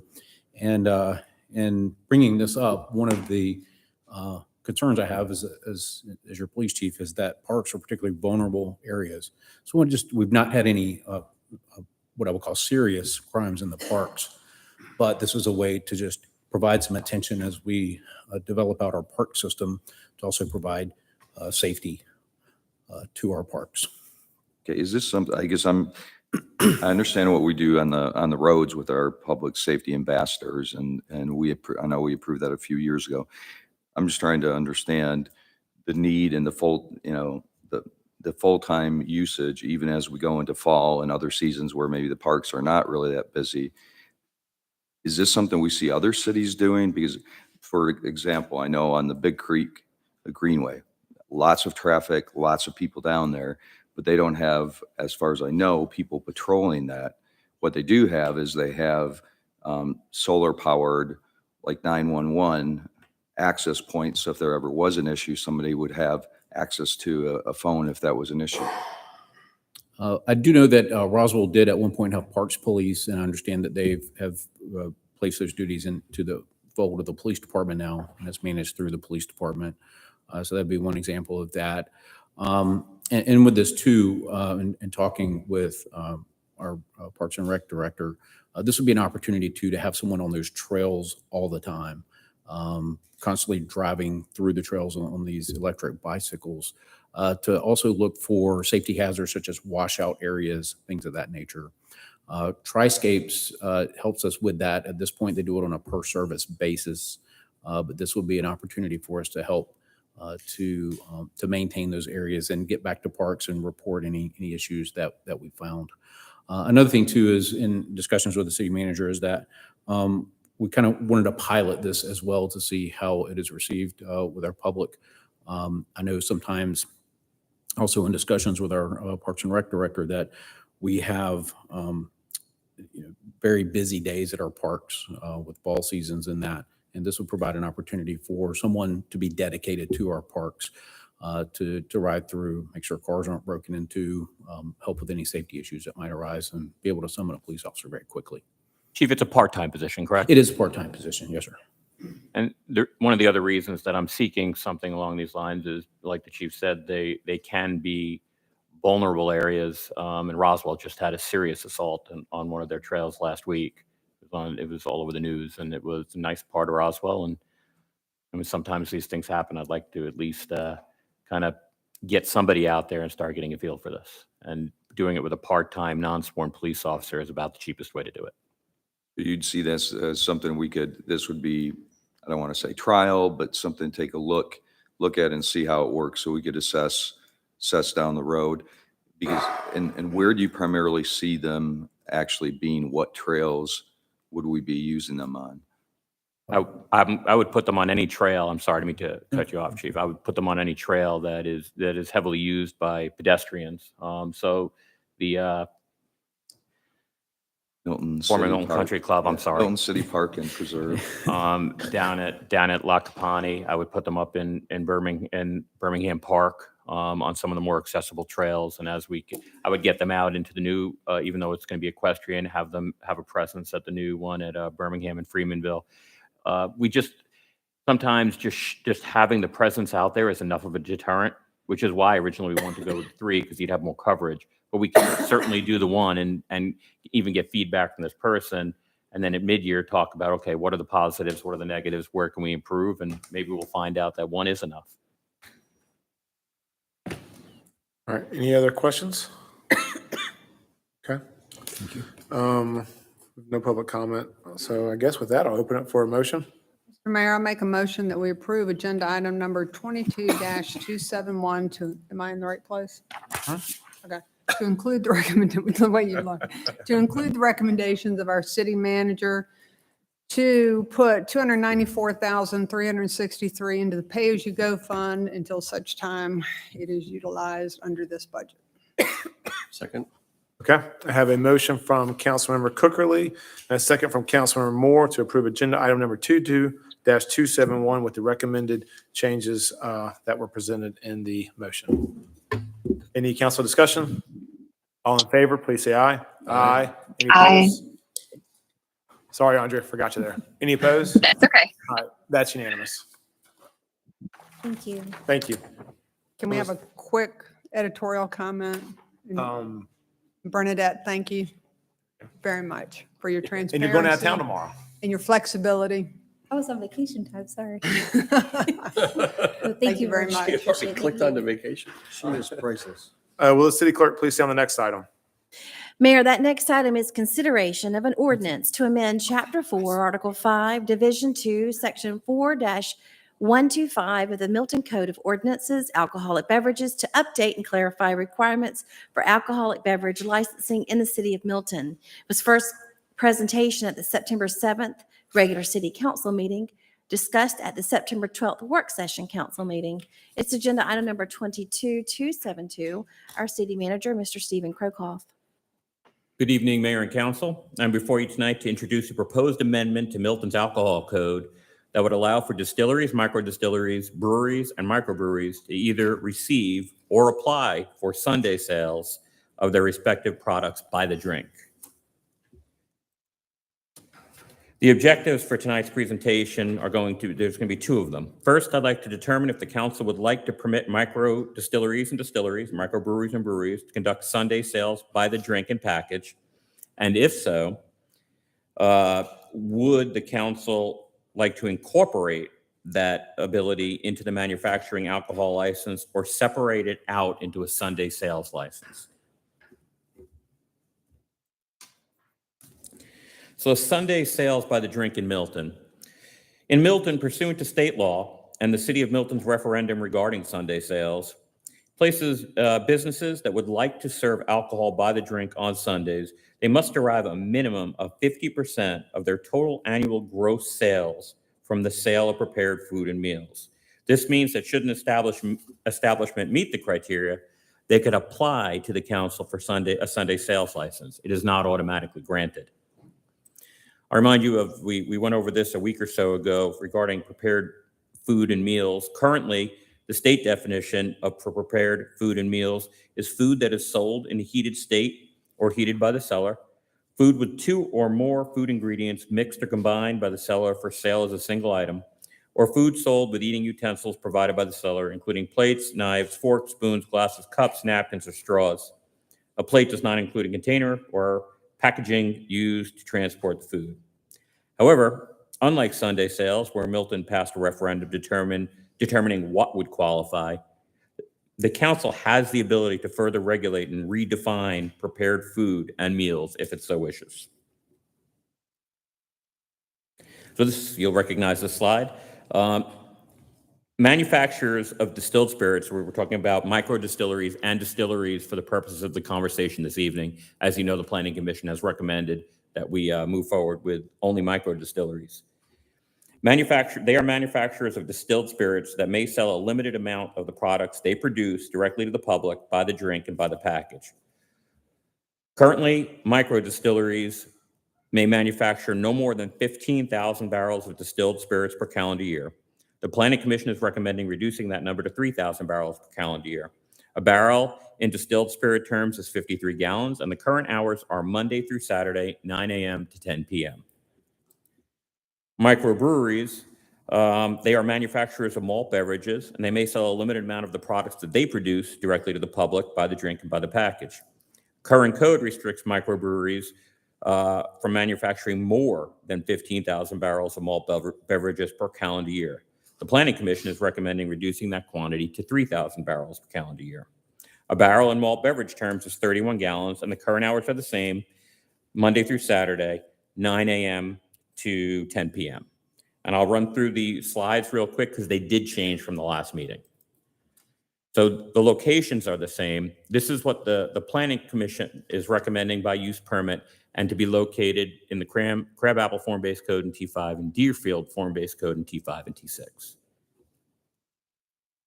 This is what it looks like in the Crabapple Form-Based Code. Again, it's only T5 here, and there is no T6 in Crabapple Form-Based Code. This is the overhead. This was what we had Robin kept running up with last week to put under for the overhead. If you wanted to see it, we can go back to that if you need that for any reason. And this is a bit of a change. So this is micro distilleries and microbreweries in the Deerfield form-based code. If you recall, the Planning Commission is only recommending that it extend, it can only be located on Highway 9 south of Webb Road. So I have that in T5. It's also available in T6. I have denoted in blue the area north of that location. Of course, that doesn't have to be decided tonight. I just wanted to be more transparent in my presentation. That's the overhead, same thing. And that is the Deerfield form-based code in its totality. So there is an explicit exception contained within the state law regarding Sunday sales in distilleries and breweries. If you recall, Milton's requirement for Sunday sales by the drink is that the establishment must derive a minimum of 50% of its total annual gross sales from the sale of prepared meals and food. However, there is no such food requirements for distilleries and breweries. Georgia code states that a distiller or brewer may sell distilled spirits or malt beverages on all days and at all times that package retailers and retail consumption or by the drink dealers are lawful within the county or municipality in which the licensed premises of such distiller or brewer is located, including but not limited to Sundays.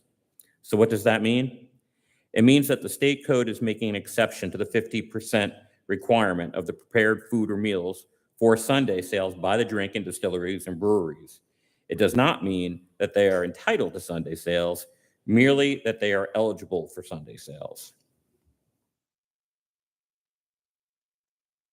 Which brings us to the final slide. And as I stated earlier, I broke it out into two sections. The code as written in the amendment today is based on the state code that sets it up that they would not need their own Sunday sales license, an independent Sunday sales license, which is why I broke it out this way. So I believe that the best way to attack this is for the council to determine if you would like to permit Sunday sales at distilleries and breweries or micro distilleries and microbreweries. And if so, do you want to allow for them to apply for Sunday sales, or do you want it to be part of the manufacturing license, which is what a brewer or distiller applies for? A quick question just regarding that. So in the future, assuming breweries are done by use permit, does that matter? If it's done by use permit, then we can do whatever we want to do within the use permit, correct? Well, Mr. Mayor, that's a good question. And again, whenever we're having this discussion, I want to make, and I know you all are doing that, but keep it understood. We're talking about alcohol licensing versus use permit is zoning. So that's the underlying allowance for the actual property. I hope I've been consistent in this regard, but I think we have more regulatory teeth with respect to our alcohol code. Licenses are year to year. There's no expectation that you have automatic entitlement to have them renewed, and they're subject to this council modifying your rules mid-year. They have to comply with that at the beginning of their new license term. So, but yes, to the extent you're asking, under the use permit, though, do we not have a lot of authority to give them the underlying land use entitlement to put a brewery or distillery there in the first place? Yes, there's no question that's true. Okay. I know that doesn't account for what's going on tonight. It's more. But it's a fair point. Right, I okay. understand your point. So do you mind if I clarify a scenario with it? So if I heard you correctly, Ken, the way Peyton asked the question is,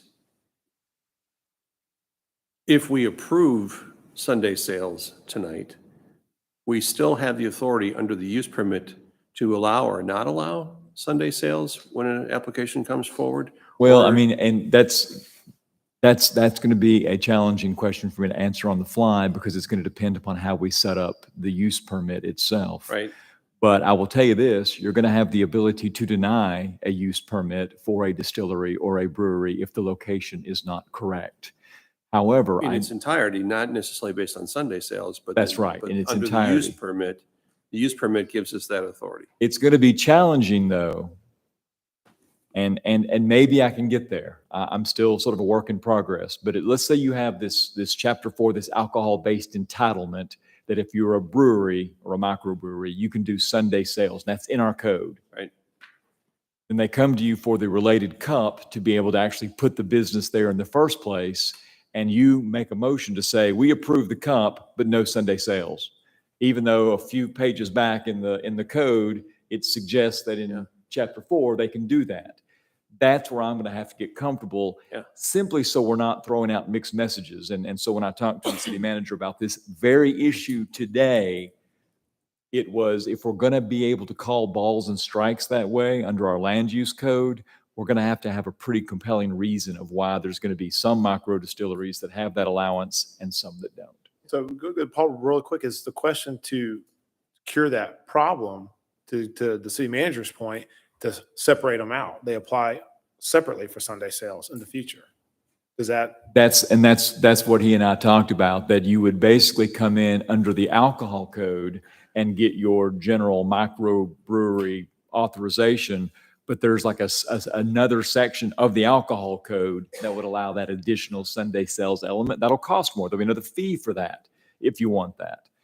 But again, these are sort of new concepts we're just trying on for size right now. And so that's where the city manager needs your feedback, and then he'll work with me to see if I can make it as perfectly lawful as possible. Rick?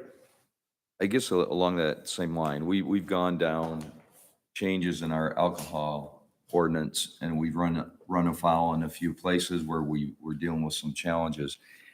I think my personal opinion is when we go with a by right and we wrap it all up as one versus Sunday sales is something you can come forward and council has to approve. I think that is, we don't know how this is going to work out. I think that's a better way to do.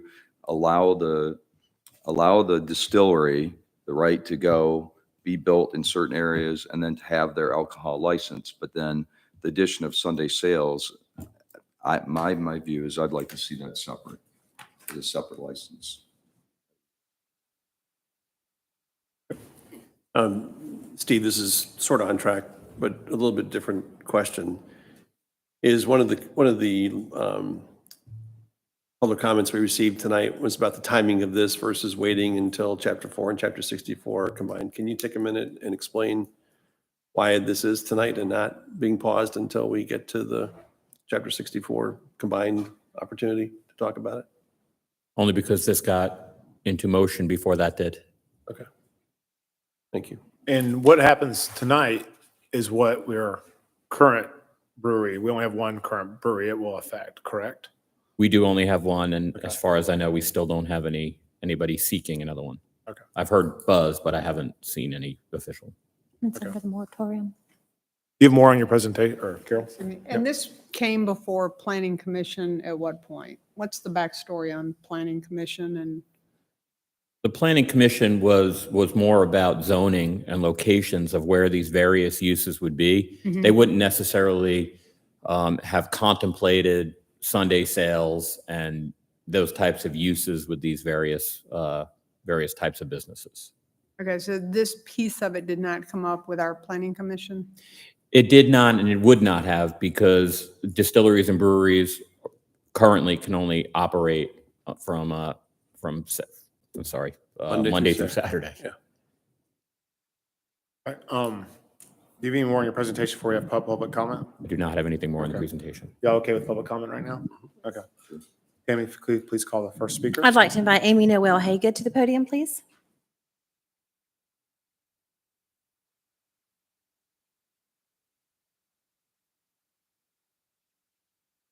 Good evening. First, I would like to say thank you, and then I would like to clarify something that was in the first public comment. Can't Amy remember- Noel, can you repeat your name and address? Oh, yes, I'm sorry. My name is Amy Noel Haygood. I live at 200 Cedar Valley Court, Canton, Georgia, 30115. And I am the general manager and dog ambassador and partial owner of Six Bridges Brewing Crabapple at 1850 Heritage Walk, Milton, Georgia, 30004.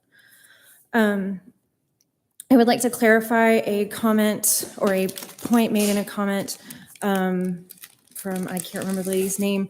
We did not know that we were not allowed to sell on Sundays when we started this process. In fact, we didn't realize it until the Sunday before the last time we spoke to y'all a month ago. So it came as quite quite a surprise for us. Part of that is that we are, as far as we're aware, the only brewery in Georgia that is restricted by its municipality from operating on a Sunday as far as retail sales are concerned. Also spoke to you last time about our commitment to being part of the Milton community. As part of that commitment, I started a petition the day after we spoke to you. We've garnered 1,417 signatures. I cannot guarantee that all of them are unique. Some people were so passionate about it, they signed it twice. But I would say that we have well over 1,000 unique signatures. 16 of them are from Tenz's Trace, which is the street in Crabapple Crossroads, directly behind our patio. I can throw a tennis ball into their yard and play with their dog if I want. They have been enormously supportive, both online and just in person. They stop by regularly, and many of them have expressed interest that they would like to come by on Sundays. I also have 35 signatures from local businesses. We did not go canvassing for these signatures. We made the petition available in our tap room. We made it available online, and then some of our retail neighbors expressed interest in having it at their location, but that was by no means a request that we made of them. I'd like to hand these over to Tammy.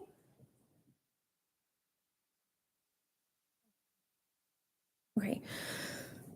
We are enormously grateful for all of the support that we've received. In turn, there are businesses that we want to support at our brewery and that we have been working to support over the last month since we've been open. Those organizations and businesses include Poe and Company Bookstore.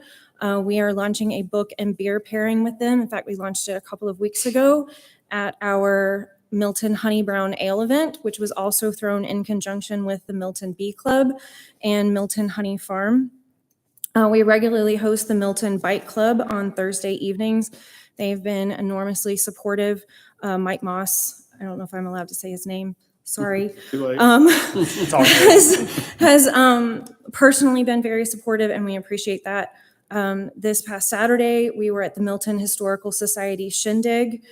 We are working with the AR Workshop to host workshops at the brewery. We currently are sponsoring Canine Assistance, and I'm going to their location on October 6th for their day out. We display art by Love Day Place, another of the local businesses. We're hosting a centerpiece workshop with the store, which is directly next door, and has expressed time and again that she chose her location based on there being a brewery next door. And that is not about Six Bridges. That is about the type of business that a brewery is and the people that they attract. They generally do attract families, men and women and children that want to spend the day out. Obviously, we don't serve the children, but we do provide a safe space for them and their families to spend time together. We are also working with Boarding Pass Coffee, which is Milton's first and only coffee roaster. And then the Southern Magnolia Charities, which is also in part sponsored by the Punchline. I think I've run out of space to list all of them, but I would like to reiterate that we were completely unaware of the restriction on Sunday sales. We are not trying to carve out an exception for Six Bridges or any brewery in Milton. We are trying to be good neighbors and have the same standards as all other microbreweries and distilleries in the state.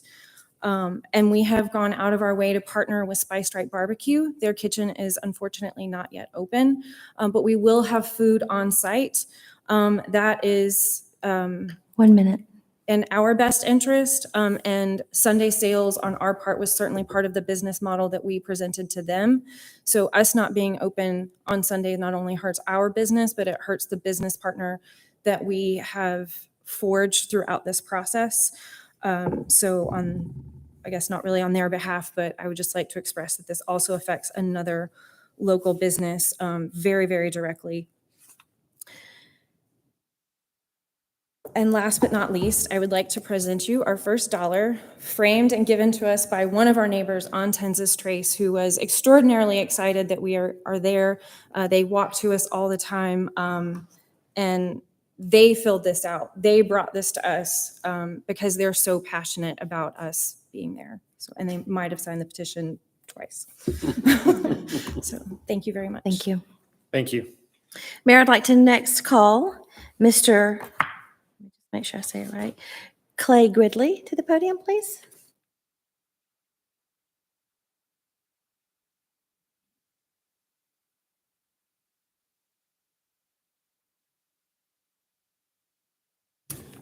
Clay Gridley, Cedar Valley Court, Canton, Georgia. Good evening, Mr. Mayor, City Council. First, I would like to thank those of you who have been by our establishment. I've seen several of you there. I'm not going to call any names or anything, but thank you for coming by and checking it out. We greatly appreciate that. It's been great seeing the community come together and come to the patio, come to the brewery, hang out. We've actually been surprised by how many young families that have been there.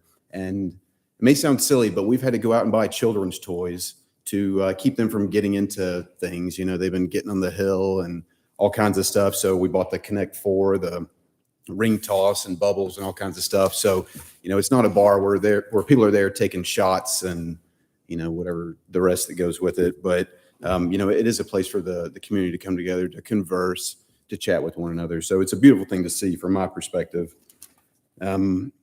My wife, excuse me, my beautiful bride, I must have looked at my notes here because she covered about half of my stuff. So I'm going to try to eliminate the redundancy there. Let's see. According to the Georgia Craft Brewers Guild, we are the only brewery that is not allowed by the local municipality to operate on Sunday. She mentioned the neighboring retail businesses. They chose their location due to the proximity of hours, due to the foot traffic that breweries generate.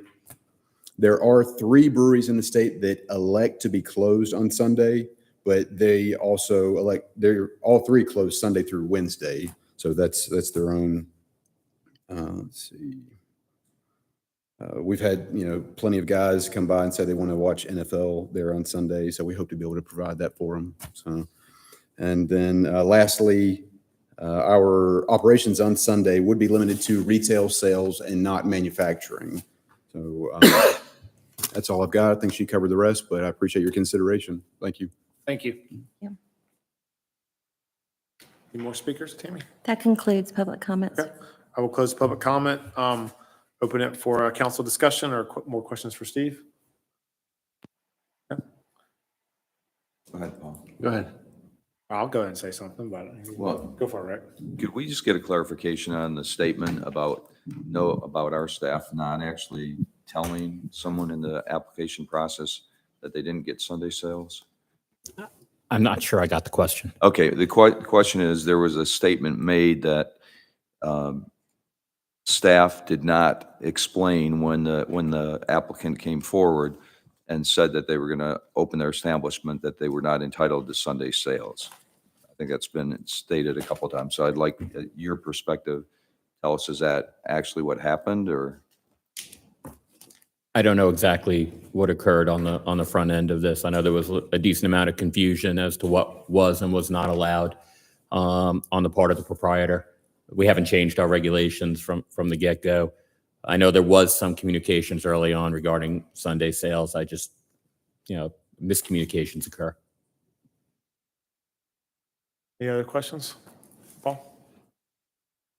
I have actually a question for one of the speakers.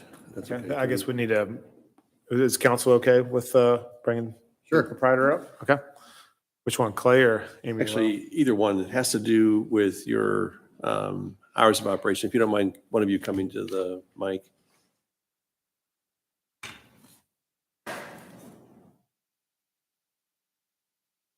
Thank you. So Sunday sales is important to you, and I heard that loud and clear in both of your presentations this evening, and I can appreciate that. And you expressed a couple of things that I think are just important for me to clarify.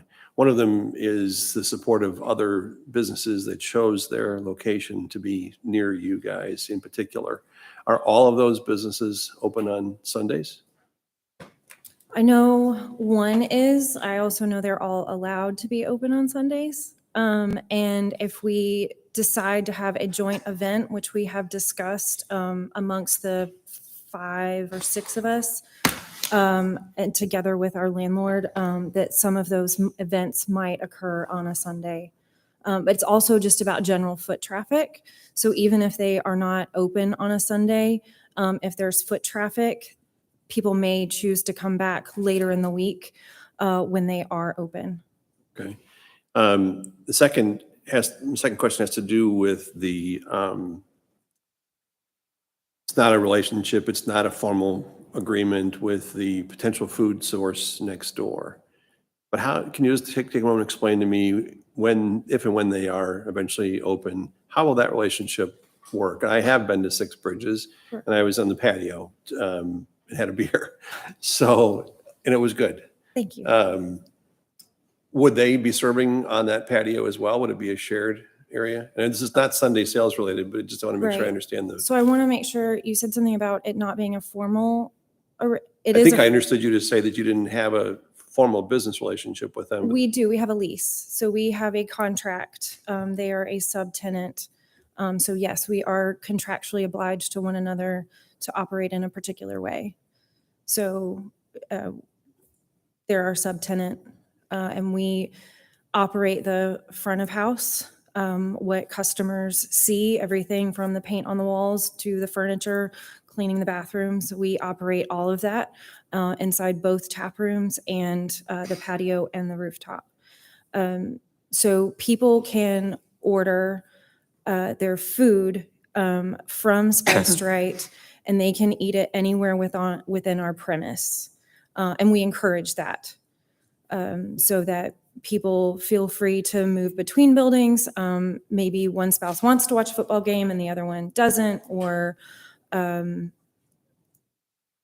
however that works out, people can move back and forth as they so choose. So yes, their kitchen is in one building, but people are allowed to eat anywhere on our premise. Did I answer your question? Yeah, Okay. thank you. And then a follow-up to that is there any shared receipts? No. Okay, it is run separately from a cash register standpoint. There is no Yes, sir. shared revenue. Yes, they have their own POS for food sales, and then we have a completely separate POS for our sales. Okay. And my last question has to do with your choice of days of operation. So I think you've chosen to be closed on Monday. Yes, sir. Can you tell me why Monday is a good day to be closed versus Sunday to be closed? Sure. So Sunday is typically one of the busiest retail days of the week. People only typically have a 2-day weekend, Saturday and Sunday. They work Monday through Friday. They have sports games, theater rehearsal, all sorts of children's activities on Saturdays. Sundays are a good day for families to come out. People get home from Monday and they want to be done. They're not looking to go back out. There's a reason that city council is probably limited to only 7 people. Most people just want to go home at the end of the day on a Monday. It's typically one of the slowest retail and restaurant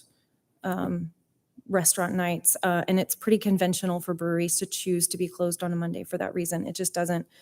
It makes financial sense to be open on a Sunday. It does not make financial sense to be open on a Monday and pay staff when you have a limited customer base on that night. Okay, thank you. Further questions? Any other questions for any staff? I want to say thank you. You know, investing in, as a small business owner, taking risk, using capital is a big, big deal. So thank you for choosing Milton, for sure. I support the Sunday sales. You know, we allow you to open Monday through Saturday. My opinion, Sunday's a pretty big deal for this area. So I remember when we talked about this a long time ago, the alcohol code, we were more focused on times, not so much days, I think. And it was more on the 70-30 side, not the brewery, I think. But so I support you. Thank you for everything that you're doing, and thank you for choosing Milton. Thank you, Mr. Mayor. Yep. Thank you, council. All right, any other questions? All right, I'll close public comment, and then I'll open it for a motion. Mr. Mayor, I make a motion that we pass agenda item number 22-272 with a separate Sunday license. Does that work? Are we good with that, Ken? That's satisfactory for the will of the council, yes. I understand I understand exactly what they're looking for, if that's it. Okay. I have a motion. Do I have a second? I'll second that. Okay. I have a motion from Councilmember Jacobus, second from myself to approve agenda item 22-272 with the addition of having the separate Sunday sales license. Council discussion? Just to clarify, so what we're saying is kind of what we talked about earlier, your second bullet, where there is an option for Sunday sales, but it's not a by right. It would be something that would have to come forward. We would review it, and that license would be approved separately. That's the way I see it. Ken, is this regarding this current or future? Well, This it's would be for involving this everything. current. I think I was going to ask a clarification for the city manager. I think what will have to occur is there will have to probably be a bit of meat put on that bone, maybe even a different fee established for that different licensure, but I assume that would all come back to the council. We already have a Sunday sales license that So that would exists, just so be they the would have same- to that's what apply it fit separately into. for that. Okay. But I do want to clarify, though, is that with respect to the licensure, you don't have as much flexibility with regulatory licensures, for instance, with a cop. Clear on that. Correct, but I guess I want to make sure we're on the same page as far as we have the brewery today, then we have future breweries. With this motion, how does it affect each of those? Well, with respect to this motion, I assume that as soon as the regulatory exercise is set up, the existing brewery can come in and apply for one. Okay. That's exactly what I think. From a would happen. Chapter 4 perspective, they would be entirely the same. Future breweries and distilleries, however, would have to apply for a use permit. Okay. That's right. They wouldn't even have their land use. And would tell me how that process would work with the current applicant now? How long would they have to come apply for Sunday sales license? Do you have to go through this public hearing process again? They do. But Okay, so is there a way to redo the motion to where that doesn't have to take place for this individual? I mean, or no? Okay. that's it. I think at this point, we've probably gone too far. Okay, no, that's fine. I was just think we need curious. to, yeah. Okay. Can I make one comment? So just as a process person, I feel like it would feel better to have Chapter 4 finished and then this brought forward. How does this impact then the end result of what we're going to see in Chapter 4? And it has nothing to do with these fine people and what they want to accomplish, but In other words, could we defer this to have? it well, I included mean, and it's do it just all the at one time? leverage of, I mean, I think I know what's going to be in Chapter 4, and I think what you're writing is going to match with Chapter 64. But will it, and then what kind of precedent are we establishing if we go ahead and do this? I think the will is there's a lot of momentum for this. But I am a process person, and I just wonder why it feels like we're not dotting i's and crossing t's in order. That could be my read and not shared here. I'm not sure. But, and Councilman, real quickly, wouldn't it be the fact, though, that if we waited, then the delay with respect to this particular vendor is already going to be some process they're going to have to go through now. If we delayed on even allowing it at all, it would all be pushed back even further. I'm sensing the council wants to get this going, at least with this particular vendor. So I'm not speaking for the city manager, but it just seems like that would build in a little bit of extra delay because we wouldn't even have this entitlement, correct? Wait a second. Do approvals beget policy, or does policy beget approvals? Well, that's a great question. I knew you were going to say that. And sometimes they blend. It's a Yeah, fair point. It's nothing against this vendor. It's our process that, Well, I think if this gets approved, this will just get put into chapter, so then we make policy off of approval? all I know is this, when you're working as a small business owner and we can make a decision tonight to allow these individuals to move forward with the process, because it'll probably be December until it's all set, till they have to apply. This becomes final this evening. Yeah. So there could They be could an apply application tomorrow. immediately, Right. They would have to So- go through the Especially when you know it's advertising gonna be something process that's and gonna be things like included. that. But then your chapter 4 is a guarantee that microbreweries, did I say that right? Yeah. Yeah, not breweries, microbreweries would be welcomed, To apply. but you're still going to say, as for Sunday, you have to apply for a permit. Yeah. Extra permit. That's what I would anticipate would be the final write-up unless this council has a complete change of direction between now and then. So what opportunity would council have to deny one in the future if one has been sort of a foregone conclusion? I mean, where does that ever happen? Future's use permit, right, though? Or that's the direction we're going. You're going to have a lot of muscle is in your use permit when that finally comes forward. I mean, but with respect to once they've got a use permit, then they come in and get their microbrewery regular license to sell their product. Then they're going to come in for their Sunday sales, and that's, I mean, we're going to have to craft that language, and we'll do the best we can to give you some flexibility. But I'm just suggesting to you, you're not going to have the discretion you would have in your cut process. That's where you're really going to need to think about whether that's a good use. So we would say, we like the Six Bridges people and we like their name, but we don't like yours? You like where they're located. You think that where they're located is uniquely appropriate for not only a microbrewery and a micro distillery, but also even Sunday sales. You take But each in the one contrast to that, though, if I don't like what comes in the future and they say, I'm just like Six Bridges, where's my muscle? In the location of it. That's it. Because a lot of folks tell the council a lot of things of what they're just like, but you are uniquely equipped to know whether that's true or not. And so you would therefore have to decide. Now I get told a lot of different things. Exactly. Yeah. All right, so we got a motion and a second. Any other council discussion? Okay, all in favor with the motion, please say aye. Aye. Aye. Any opposed? Yep. Nay. Okay, that was 5-1 with Councilmember Moore dissenting. No, 6-1. Yes. Andrea voted. Oh, yeah, Andre Verdian, sorry. Thank you, Mayor and Can't Council. count tonight. Thank you. Okay.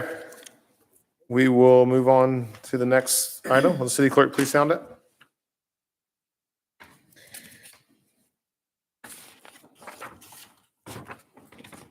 New business. Yep, 12A. Mayor, that item is consideration of the issuance of an alcohol beverage license to Milton Brewing LLC, doing business as Six Bridges Brewing and Craft Spirits at 1850 Heritage Walk, Milton, Georgia. It's agenda item number 22252. Our finance director, Ms. Carolyn Ellis. Mayor and council, this item was presented earlier during public hearing. The applicant is in compliance and has met all the requirements, so if you have any other questions, I'll be glad to answer them.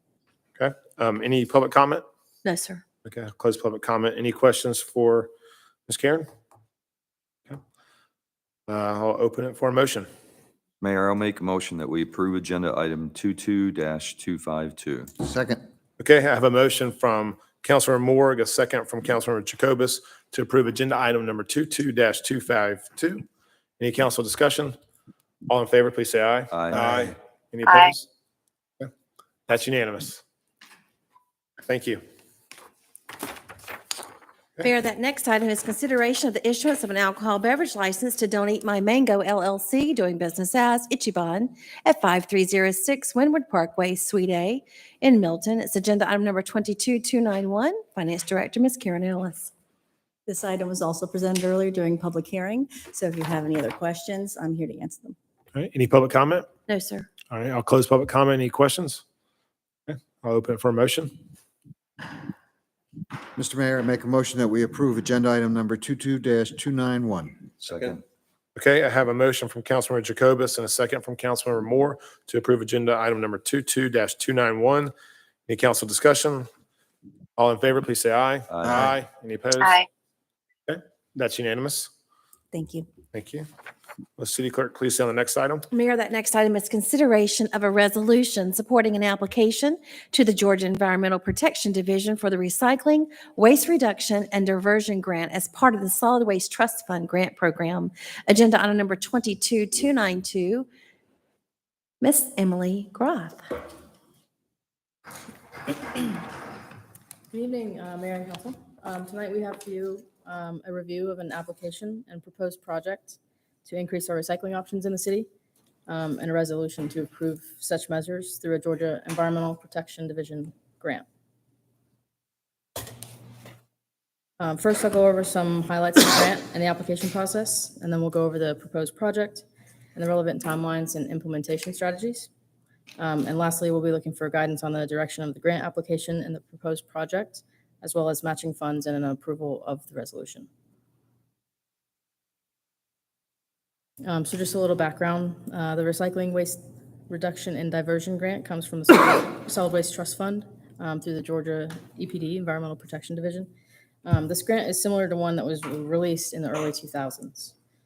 And eligible projects, as deemed in the application, are listed below, and staff believes that the highlighted ones are most applicable to our proposed project. There's no required match, but it's favored among applicants. And then lastly, just for an overview, the chart on the bottom right shows the timeline with September 30 being the deadline for application.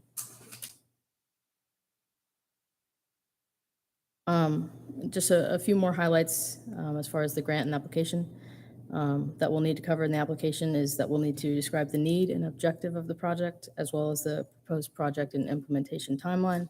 And we'll also need a budget worksheet. And lastly, the project must be able to show measurable metrics of waste diverted from landfills or materials recycled by tons. And some of the feasible bonus points that we'd be eligible for would be things like City Hall's recycled paper ordinance and purchasing policies, participation in the municipal measurement program, and matching funds. So knowing this overview, we'll dive into the proposed project. The staff is proposing a hard-to-recycle collection program to include the expansion of Bell Park's capacity.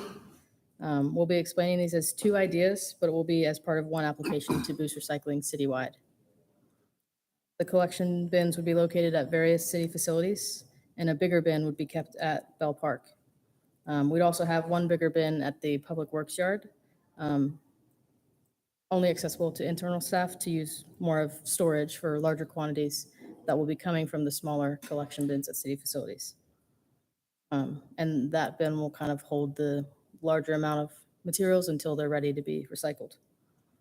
So for both project components, we'll go over the materials that the project would recycle, the proposed grant funding and city involvement, and various pros and cons for you to consider.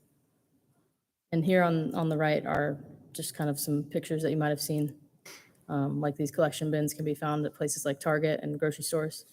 And this bottom one is a compartmentalized hopper, and you can tailor the bins to collect different materials. So the first part would be the installation of those smaller collection bins at City Hall and other city facilities to receive hard-to-recycle plastic film, household batteries, and electronics. Most of these things are not acceptable in curbside recycling, so it would be a unique opportunity to boost our recycling. We would utilize our contract services to maintain the bins. Once the bins are full, we would have it loaded up at the Public Works Yard at that bigger storage bin that I mentioned earlier. Once we receive enough of the product at the Public Works Yard, we would have it hauled off to industry-specific recyclers. And this chart on the right kind of shows a condensed version of the logistics. We would collect it at city facilities, transfer a large quantity to the Public Works Yard, and then have it hauled off once it's ready. Some of the pros and cons would be that it does provide a unique solution for harder to recycle plastics. There's minimal staff oversight, and it's more secure being at staffed public facilities. Some cons that you might have to consider would be how it's laid out in the lobby and keeping the lobby clean and organized, and things like that smaller bins would require frequent trips to the Public Works Yard.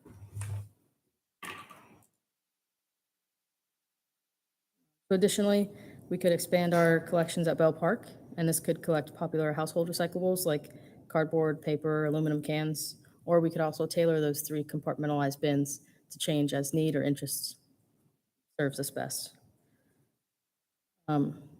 And this may aid in potential contamination of the glass bin, as I've seen people come with glass that they're looking to recycle and it's stored in a big durable cardboard box, and at that point they could recycle both items. along with their aluminum drinking cans. So for this one, the grant would purchase that compartmentalized hopper that you saw, and the city would maintain it with our ongoing contractual services. And we could also rely on third-party hauling, similar to what we do now with our glass bin.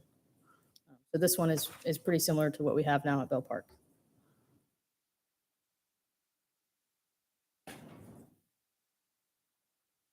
So considering this proposed project, this is the timeline that we might be implementing. The application is due at the end of this month. The funds would be awarded this winter, and we would be able to make some purchases and installations of those 9 collection bins. So a group of 3 at 3 different locations, and 2 larger storage hoppers is essentially what we'd be proposing in the grant.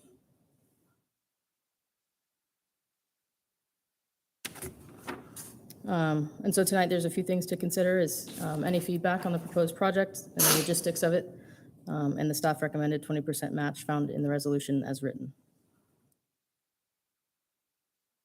And that's all I have.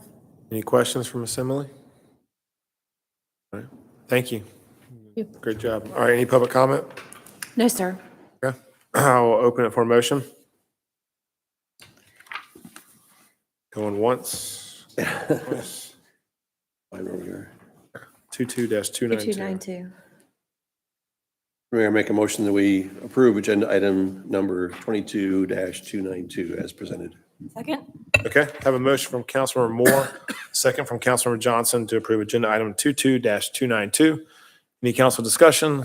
All in favor, please say aye. Aye. Any opposed? That's unanimous. Okay. We'll move on to the next item. Mayor, that next item is consideration of a conflict waiver to authorize Gerard and Davis LLP to represent Forsyth, Cherokee, and Milton in preparing an intergovernmental agreement to allow Forsyth County to provide water service to a development located within Milton/Fulton and water/sewer services to that portion of the development located within Cherokee. It is agenda item number 22293. Our city attorney, Mr. Ken Gerard. Mayor, members of the council, it is a perfect storm of conflicts. This is a potential development up in the northeast corner of Milton. And this development is proposed by an entity called Toll Brothers. They already have their various land use entitlements, so this isn't about zoning. This is about utility service. Toll Brothers has approached Forsyth County, whom I represent, and has asked that the Forsyth County Water and Sewer Department provide in Milton only water. No sewer infrastructure, no sewer service, only water utility service in the Milton jurisdictional limits. We would also need an IGA to include both Milton as well as Fulton County, because Fulton County is the water provider in Milton. We'll also need one with Cherokee County. I need, because I represent Cherokee County, or my law firm does, and Milton, I also do some litigation for Fulton. I'm having to do all of these sort of explaining what's going on and then asking for waivers. What I can tell the council is this: governments many times, I think you've heard me say this before, have to have these intergovernmental agreements, not because they are true adversarial agreements where every party is pining for the best deal. They're utilitarian exercises because the Georgia Constitution says that before one government can provide a service within the jurisdictional boundaries of another government, the government being served has to provide permission. That's what this is about. So tonight, I'm not bringing you the actual intergovernmental agreement. I will do that at some point if you agree to this. I have drafted it. Right now, it's being reviewed by some of the other agencies that are involved. It's very simple and basically says that Forsyth County will be able to provide the utility water service for this multi-county city development. Not all I'm doing is asking your permission that I'm revealing that I represent these various entities and asking for you to waive any petition associated with them. Questions for Ken? Yeah, do we have any other developments that are provided or given a utility service from a neighboring county? The most prominent, of course, is the Manor, which is in the same area, which is served by Forsyth County Sewer. It's one of the very unusual That was done before Milton was created. That was still when it was on Fulton County's watch, but the manor is a perfect example of it. The sewer plant is actually in Forsyth County, and then it runs across the border and sewers the manor subdivision. Yes, Councilmember Kirkland. I think the obvious question is, what are the protections that there's not reach with sewer? I have already done a draft of it, and I put specific language in there that it is only for water. And then I put an extra paragraph that says this specifically shall not be an authorization for the introduction of sewer into the Milton jurisdiction. Been with you all a long time. If there's anything that I'm very aware this council will not tolerate, it's any introduction of sewer into Milton. No, just if it becomes hotly contested at some point, the fact that you're on all sides of the team is a little complicated, Counselor. It's very complicated, which is why it won't happen, at least while I have anything to do with it. Why what? Which is why it will not happen as long as I have anything to do with it, because it can't. I'm just very mindful of your interest. That's the overriding interest. In fact, even when we just discussed the last service delivery strategy in 2012, the only holdup with Milton and Fulton County was sewer. Now, that was on your southern border, not your northern one, but it was the same deal. That was primary emphasis to Milton. With no sewer, that boundary stays like the proverbial Maginot Line in World War II. Well, you know, the best, excuse me, last point, the best peer review on any relationship, any deal that is struck is opposing counsel, because you see each other's strengths and weaknesses and they're brought to the surface, and then you can better defend. Do you have any kind of built-in peer review so that we're assured that these are? No, I don't. I mean, I want to be very transparent and honest with you. I mean, when you approve these conflict waivers, the only people reviewing these from the attorney perspective is my office. But on the other hand, I mean, I suppose the best peer review would be the fact that I'm going to have to bring this IGA to you, introduce it to you in an open session. You'll be able to read it. And if there's anything you don't like, or if you find a provision of it to be a problem, that I'll get out of it and we can have two law firms come in and do it. No, I'm not sure I'm qualified to do that, but Fair? That's a fair point. we don't know what we don't know, Counselor. So Ken, do we know at this point, this is water only? Yes, sir. But there's Fulton County water Is to there that Fulton County property water up already, there? that property area. I'm at not least. aware that there is, and if there was, that's who I'd recommend they get their water service from, but they apparently want it from Forsyth. So they're not running sewer because they're not running sewer. You know, the original That's request was why to I'm- run sewer infrastructure through Milton to get to Cherokee. That's what I'm. And that shut down. Okay. No one had any appetite for that on the Milton side, and so that's specifically not allowed. They can't even run sewer lines within Milton, Right. even though those wouldn't be connecting parcels in Milton. They were transport lines only. And the feedback we got from the Milton folks was no, it's a non-starter. Well, this property's been in play multiple times. Years. I mean, and since we became a city. And every time there was some sort of infrastructure issue that either saved us or made it problematic for them. The first iteration for this, Councilmember Moore, was that they wanted to run sewer and have it connect to sewer, but they Right. would only build out with septic densities. Yeah. That was a non-starter. Right. Then they wanted to run sewer lines under Milton to get to Cherokee. Right. That was a non-starter. All they're asking for here is to run water. Why? Do we approve, and I guess really quick, I know this is a conflict waiver for you, That's right. but do we actually have any, we don't approve the water service, do we? Don't, but you have to approve the intergovernmental agreement that would allow, Oh, give permission for Forsyth County to run the lines in Milton, the water lines Oh, in Milton. so we actually do. So wouldn't Okay. it behoove them to make a You, presentation? and I want to be very careful, forgive me, Councilmember, you have a checkmate. If you say you're not going to approve this IGA, there's no recourse. You have every bit of discretion to say no. Fulton County is one of the parties to this IGA, correct? They will have to be, yes, sir. That's where the water situation would have to Forgive be me, agreed upon. Councilmember Moore, No, your clarification was an important one. Yeah, that was. So will there come a point in time when they make a presentation to us about why this is good for Milton, recognizing that an underpinning of this has to be this intergovernmental agreement to make the water work? If the will of the council is you want that presentation, you want to see the product, you want to see the homes, you want to see the layout, I will make that ask, and I would behoove them to do it. Now, quick question. First, we'll have to approve the IGA for water. We'll have to, this will have to go through the planning commission, I'm assuming, I correct? don't think they'll have to go through the planning commission because I think they have their land use entitlements. It will definitely be, But they did the plats now, they have to go through, but no, they already went. They'll actually do already- it They already went through it. I think they've already They already got their did. platted. Now, they will have to obviously get building permits and do all the Plats. normal Okay. things, but I think they've got most of the That's right. regulatory approvals. Is the property in total, does it extend over into Forsyth County?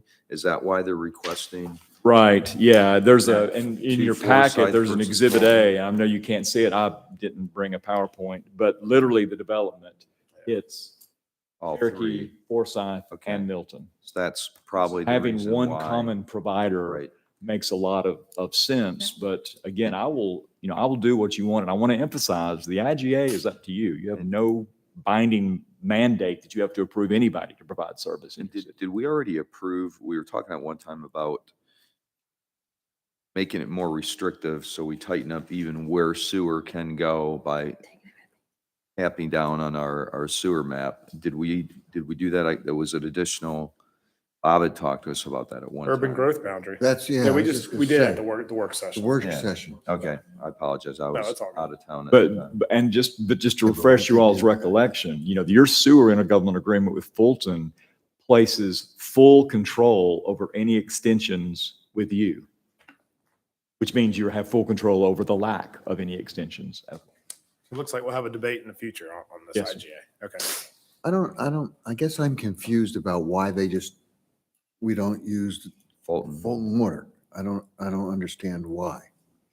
I would assume, it's dangerous, I know, but I would assume they don't have water infrastructure in that area. Or perhaps it's because, as Councilmember Morag mentioned, that it's a development hitting multiple counties and one county has available infrastructure. It does make sense to have one provider as opposed to multiple utilities.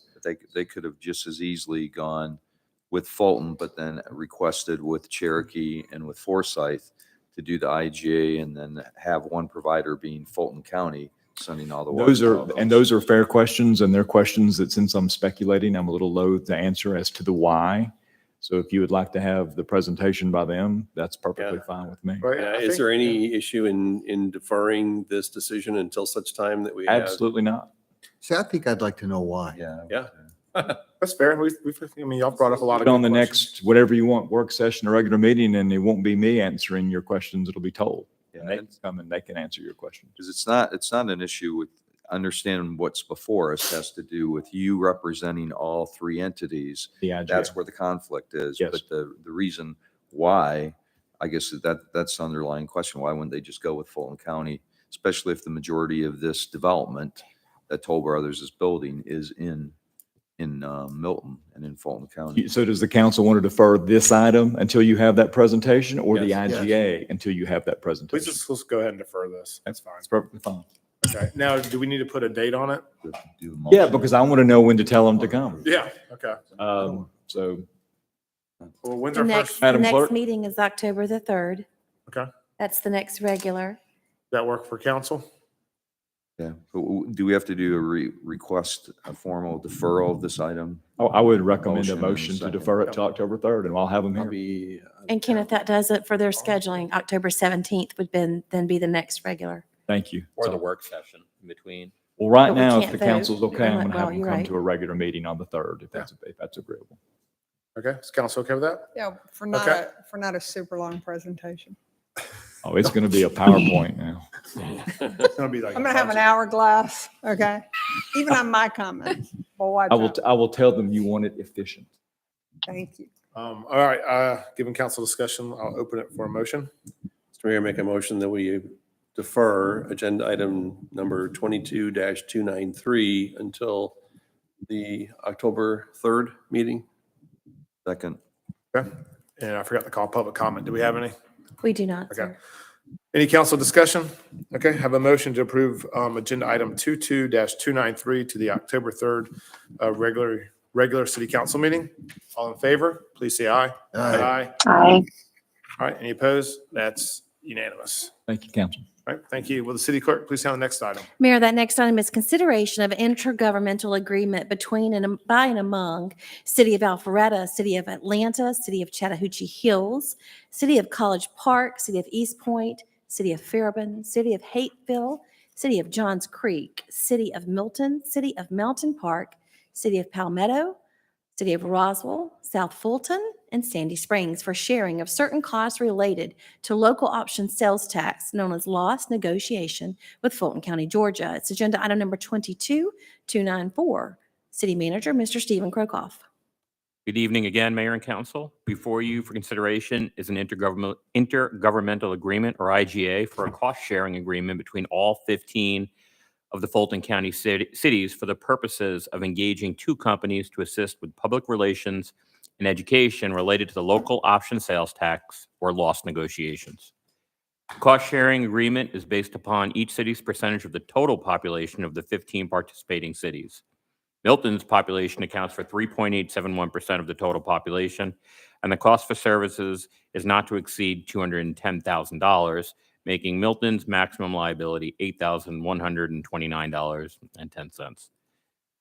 These firms were recommended and approved at the last LOST meeting between the 15 cities. Okay, any questions for Steve? Okay, I will open it for a motion or any public comment. There are none, sir. Okay, we'll close it. I'll open it for a motion. I'll make a motion, Mr. Mayor, that we approve agenda item number 22-294. Second. Okay, I have a motion from Councilmember Moore, again, a second from Councilmember Moore to approve agenda item number 22-294. Any council discussion? All in favor, please say aye. Aye. Aye. Any opposed? That's unanimous. Thank you, Mayor and Council. Thank you. Will the city clerk please sound the next item? Mayor, that next item is consideration of a resolution appointing or reappointing members to the Milton Public Building Facilities Authority, known as PBFA, by appointing a member for the positions of at-large, District 1, Post 1, District 1, Post 2, and District 2, Post 1, District 2, Post 2, and District 3, Post 1 and 2. It's agenda item number 22295. Mr. Ken Gerard. Mr. Mayor, members of the council, you have in front of you a resolution this evening that we prepared to basically refresh the appointments and membership of the Milton Public Building and Facilities Authority. This is an entity that has issued some debt some years ago. And we looked, the city clerk and I were looking at the terms, and there has been just some irregularity and a little bit of staggering of some of the terms. And we just felt like it was better to go ahead and do a new resolution, make sure everybody made an appointment and we knew when the terms were. So let me explain how it works. It's a 7-member entity, and pursuant to HB 1154, the actual members of the council can be the members of the authority. The members to the authority also, as fate would have it, their terms run coterminous with your terms. So if you were to, for instance, nominate yourself to be on the authority, then your term is going to extend until your natural term on city council ends. So given that we were hopeful that each of you would feel like you are uniquely qualified to be the nominee for your PBFA position, we have taken the liberty of putting together a resolution that if you're to adopt this resolution, it says that each of you have nominated yourself, because each of you have a right to nominate yourself, and that you will be making a nomination and an appointment that will run retroactively to when you commenced your current term in office, and your term will run consistent with your existing term as a city council member. And all of that is done within this amazing resolution that is in front of you. So I would respectfully ask that you adopt this resolution, should it be your will, and then I will swear you in. So this is not a nomination, this is an affirmation. The resolution actually says that you're nominating yourself. Okay, so that will be done in the resolution. Yes. This is Yes, the ma'am. affirmation. So we can just All right. prove, the motion just needs to approve the agenda item. It's all in there. Got it. All right. Do you have a conflict on this, counselor? Is this another one of your get rich slow schemes? Councilmember You can blame Cookman. Tammy on this one. Assuming we don't have any public comment, Tammy? None. All right, I will open it for a motion. Mayor, make a motion that we approve agenda item number 22-295. Second. Okay, I have a motion from Councilmember Moore and a second from Councilmember Johnson, just beat out Jacobus. On agenda item number 22-295, to approve that, all in favor, please say aye. Aye. Aye. That's All right. unanimous. Mr. Mayor, I would like to quickly swear you all in. Go ahead and get that done right now, and that way we'll be finished. You don't have to leave your station. I'm just going to do it right here. How do you want to do, Andrea? You know what? I think she can just, Councilmember Verhoff, can you hear me? Yes, I can. All right, well, I'll just go ahead and understand there's going to be a little bit of a digital lag when she begins to repeat after me, but if you'll raise your right hand and repeat after me. I do solemnly swear and affirm I do solemnly swear and affirm that I will faithfully perform the duties of that I will faithfully perform the duties of a member of the Milton Public Building and Facilities Authority, a member of the Milton Public Buildings and Facilities Authority, and that I will support and defend the charter thereof, and that I will support and defend the charter thereof, as well as the Constitution as well as the Constitution and laws of the state of Georgia laws of the state of Georgia and of the United States of America. and of the United States of America. Congratulations. Thank you. Thank you. Yep, thank you. Sign this and pass it to Tammy. Yes, if you will, please execute that and send it my way. So I only have one quick report. We have our Lost Town Hall meeting Wednesday, 7 o'clock. All the North Fulton mayors will be there to kind of discuss the impact on each city. That will start at 7 o'clock at Roswell City Hall. Everyone's invited. Hope y'all can come. Should be out of there at 8:30. Mediation will begin on Friday at 1 o'clock. Is that correct, Steve, I believe? I have to be down there at 10. I don't know exactly what time Okay, the mediation so starts. 10 o'clock. And then I have a feeling I'll be celebrating New Year's Eve down in Fulton County, December 31st. We'll see what happens. Could be a Thanksgiving. Any other council reports? I have a question, Yep. if I may. Sure.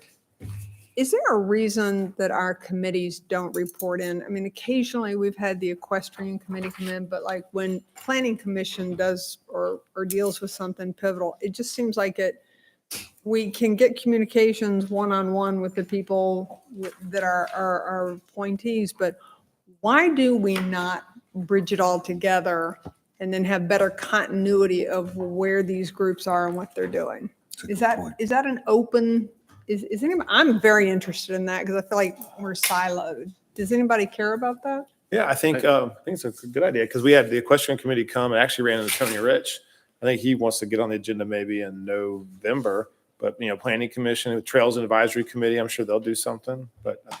Planning and BRZ, I mean, they do such important things that is the basis of quote, keeping Milton, which. I don't know if BZA could come to us. Could they, Ken, since they're kind of a quasi judicial body? I mean, all of them could come. If you want reports, I would be very comfortable with that. They would obviously be acting more as a reporting agency at that point, but they could send some members to provide updates. It's also an opportunity for them to come talk about some of their challenges. Yeah. And are we doing things that make their job more difficult, or are there ways to improve the system? And sometimes we hear after we take a vote that, we were in direct contrast to their wishes, and that's odd. Or complicated situations. Like we had one just the other day where we had two planning commission members here who had some opinions on some of the things that we had questions about, and we didn't actually call them to the podium until very late, where we might have chosen to include them in the presentation if it were something that we thought we might benefit Yeah. from. If it can work out, and again, I'm not trying to elongate the meetings, if we can make it work for everybody here, I would like to do anything we can so that we're not siloed. And we make better, I'm not saying that we all don't make good decisions, but we could probably make more efficient decisions. So just thinking about Maybe something we that. can think about. Can I come back to us, Steve, on? Okay. Whatever you all want. I'm just curious how that would play out, quarterly basis, semi-annual. Could be a 2-night meeting. Gotta be careful. But, No, we'll. Open to we'll anything, Look for to keep it succinct, but I'd like to try it.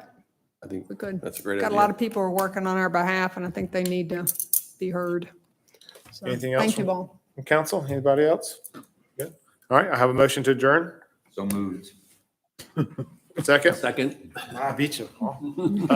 Had a motion from Councilor Morg, second from myself to adjourn. All in favor, please say aye. Aye. Any Aye. opposed? That's unanimous. Thank you, Andrea. Good night. Thanks. Thank you. Good night. Thank you. Thank you, Andrea. Good night. Thank you. Bye, dear.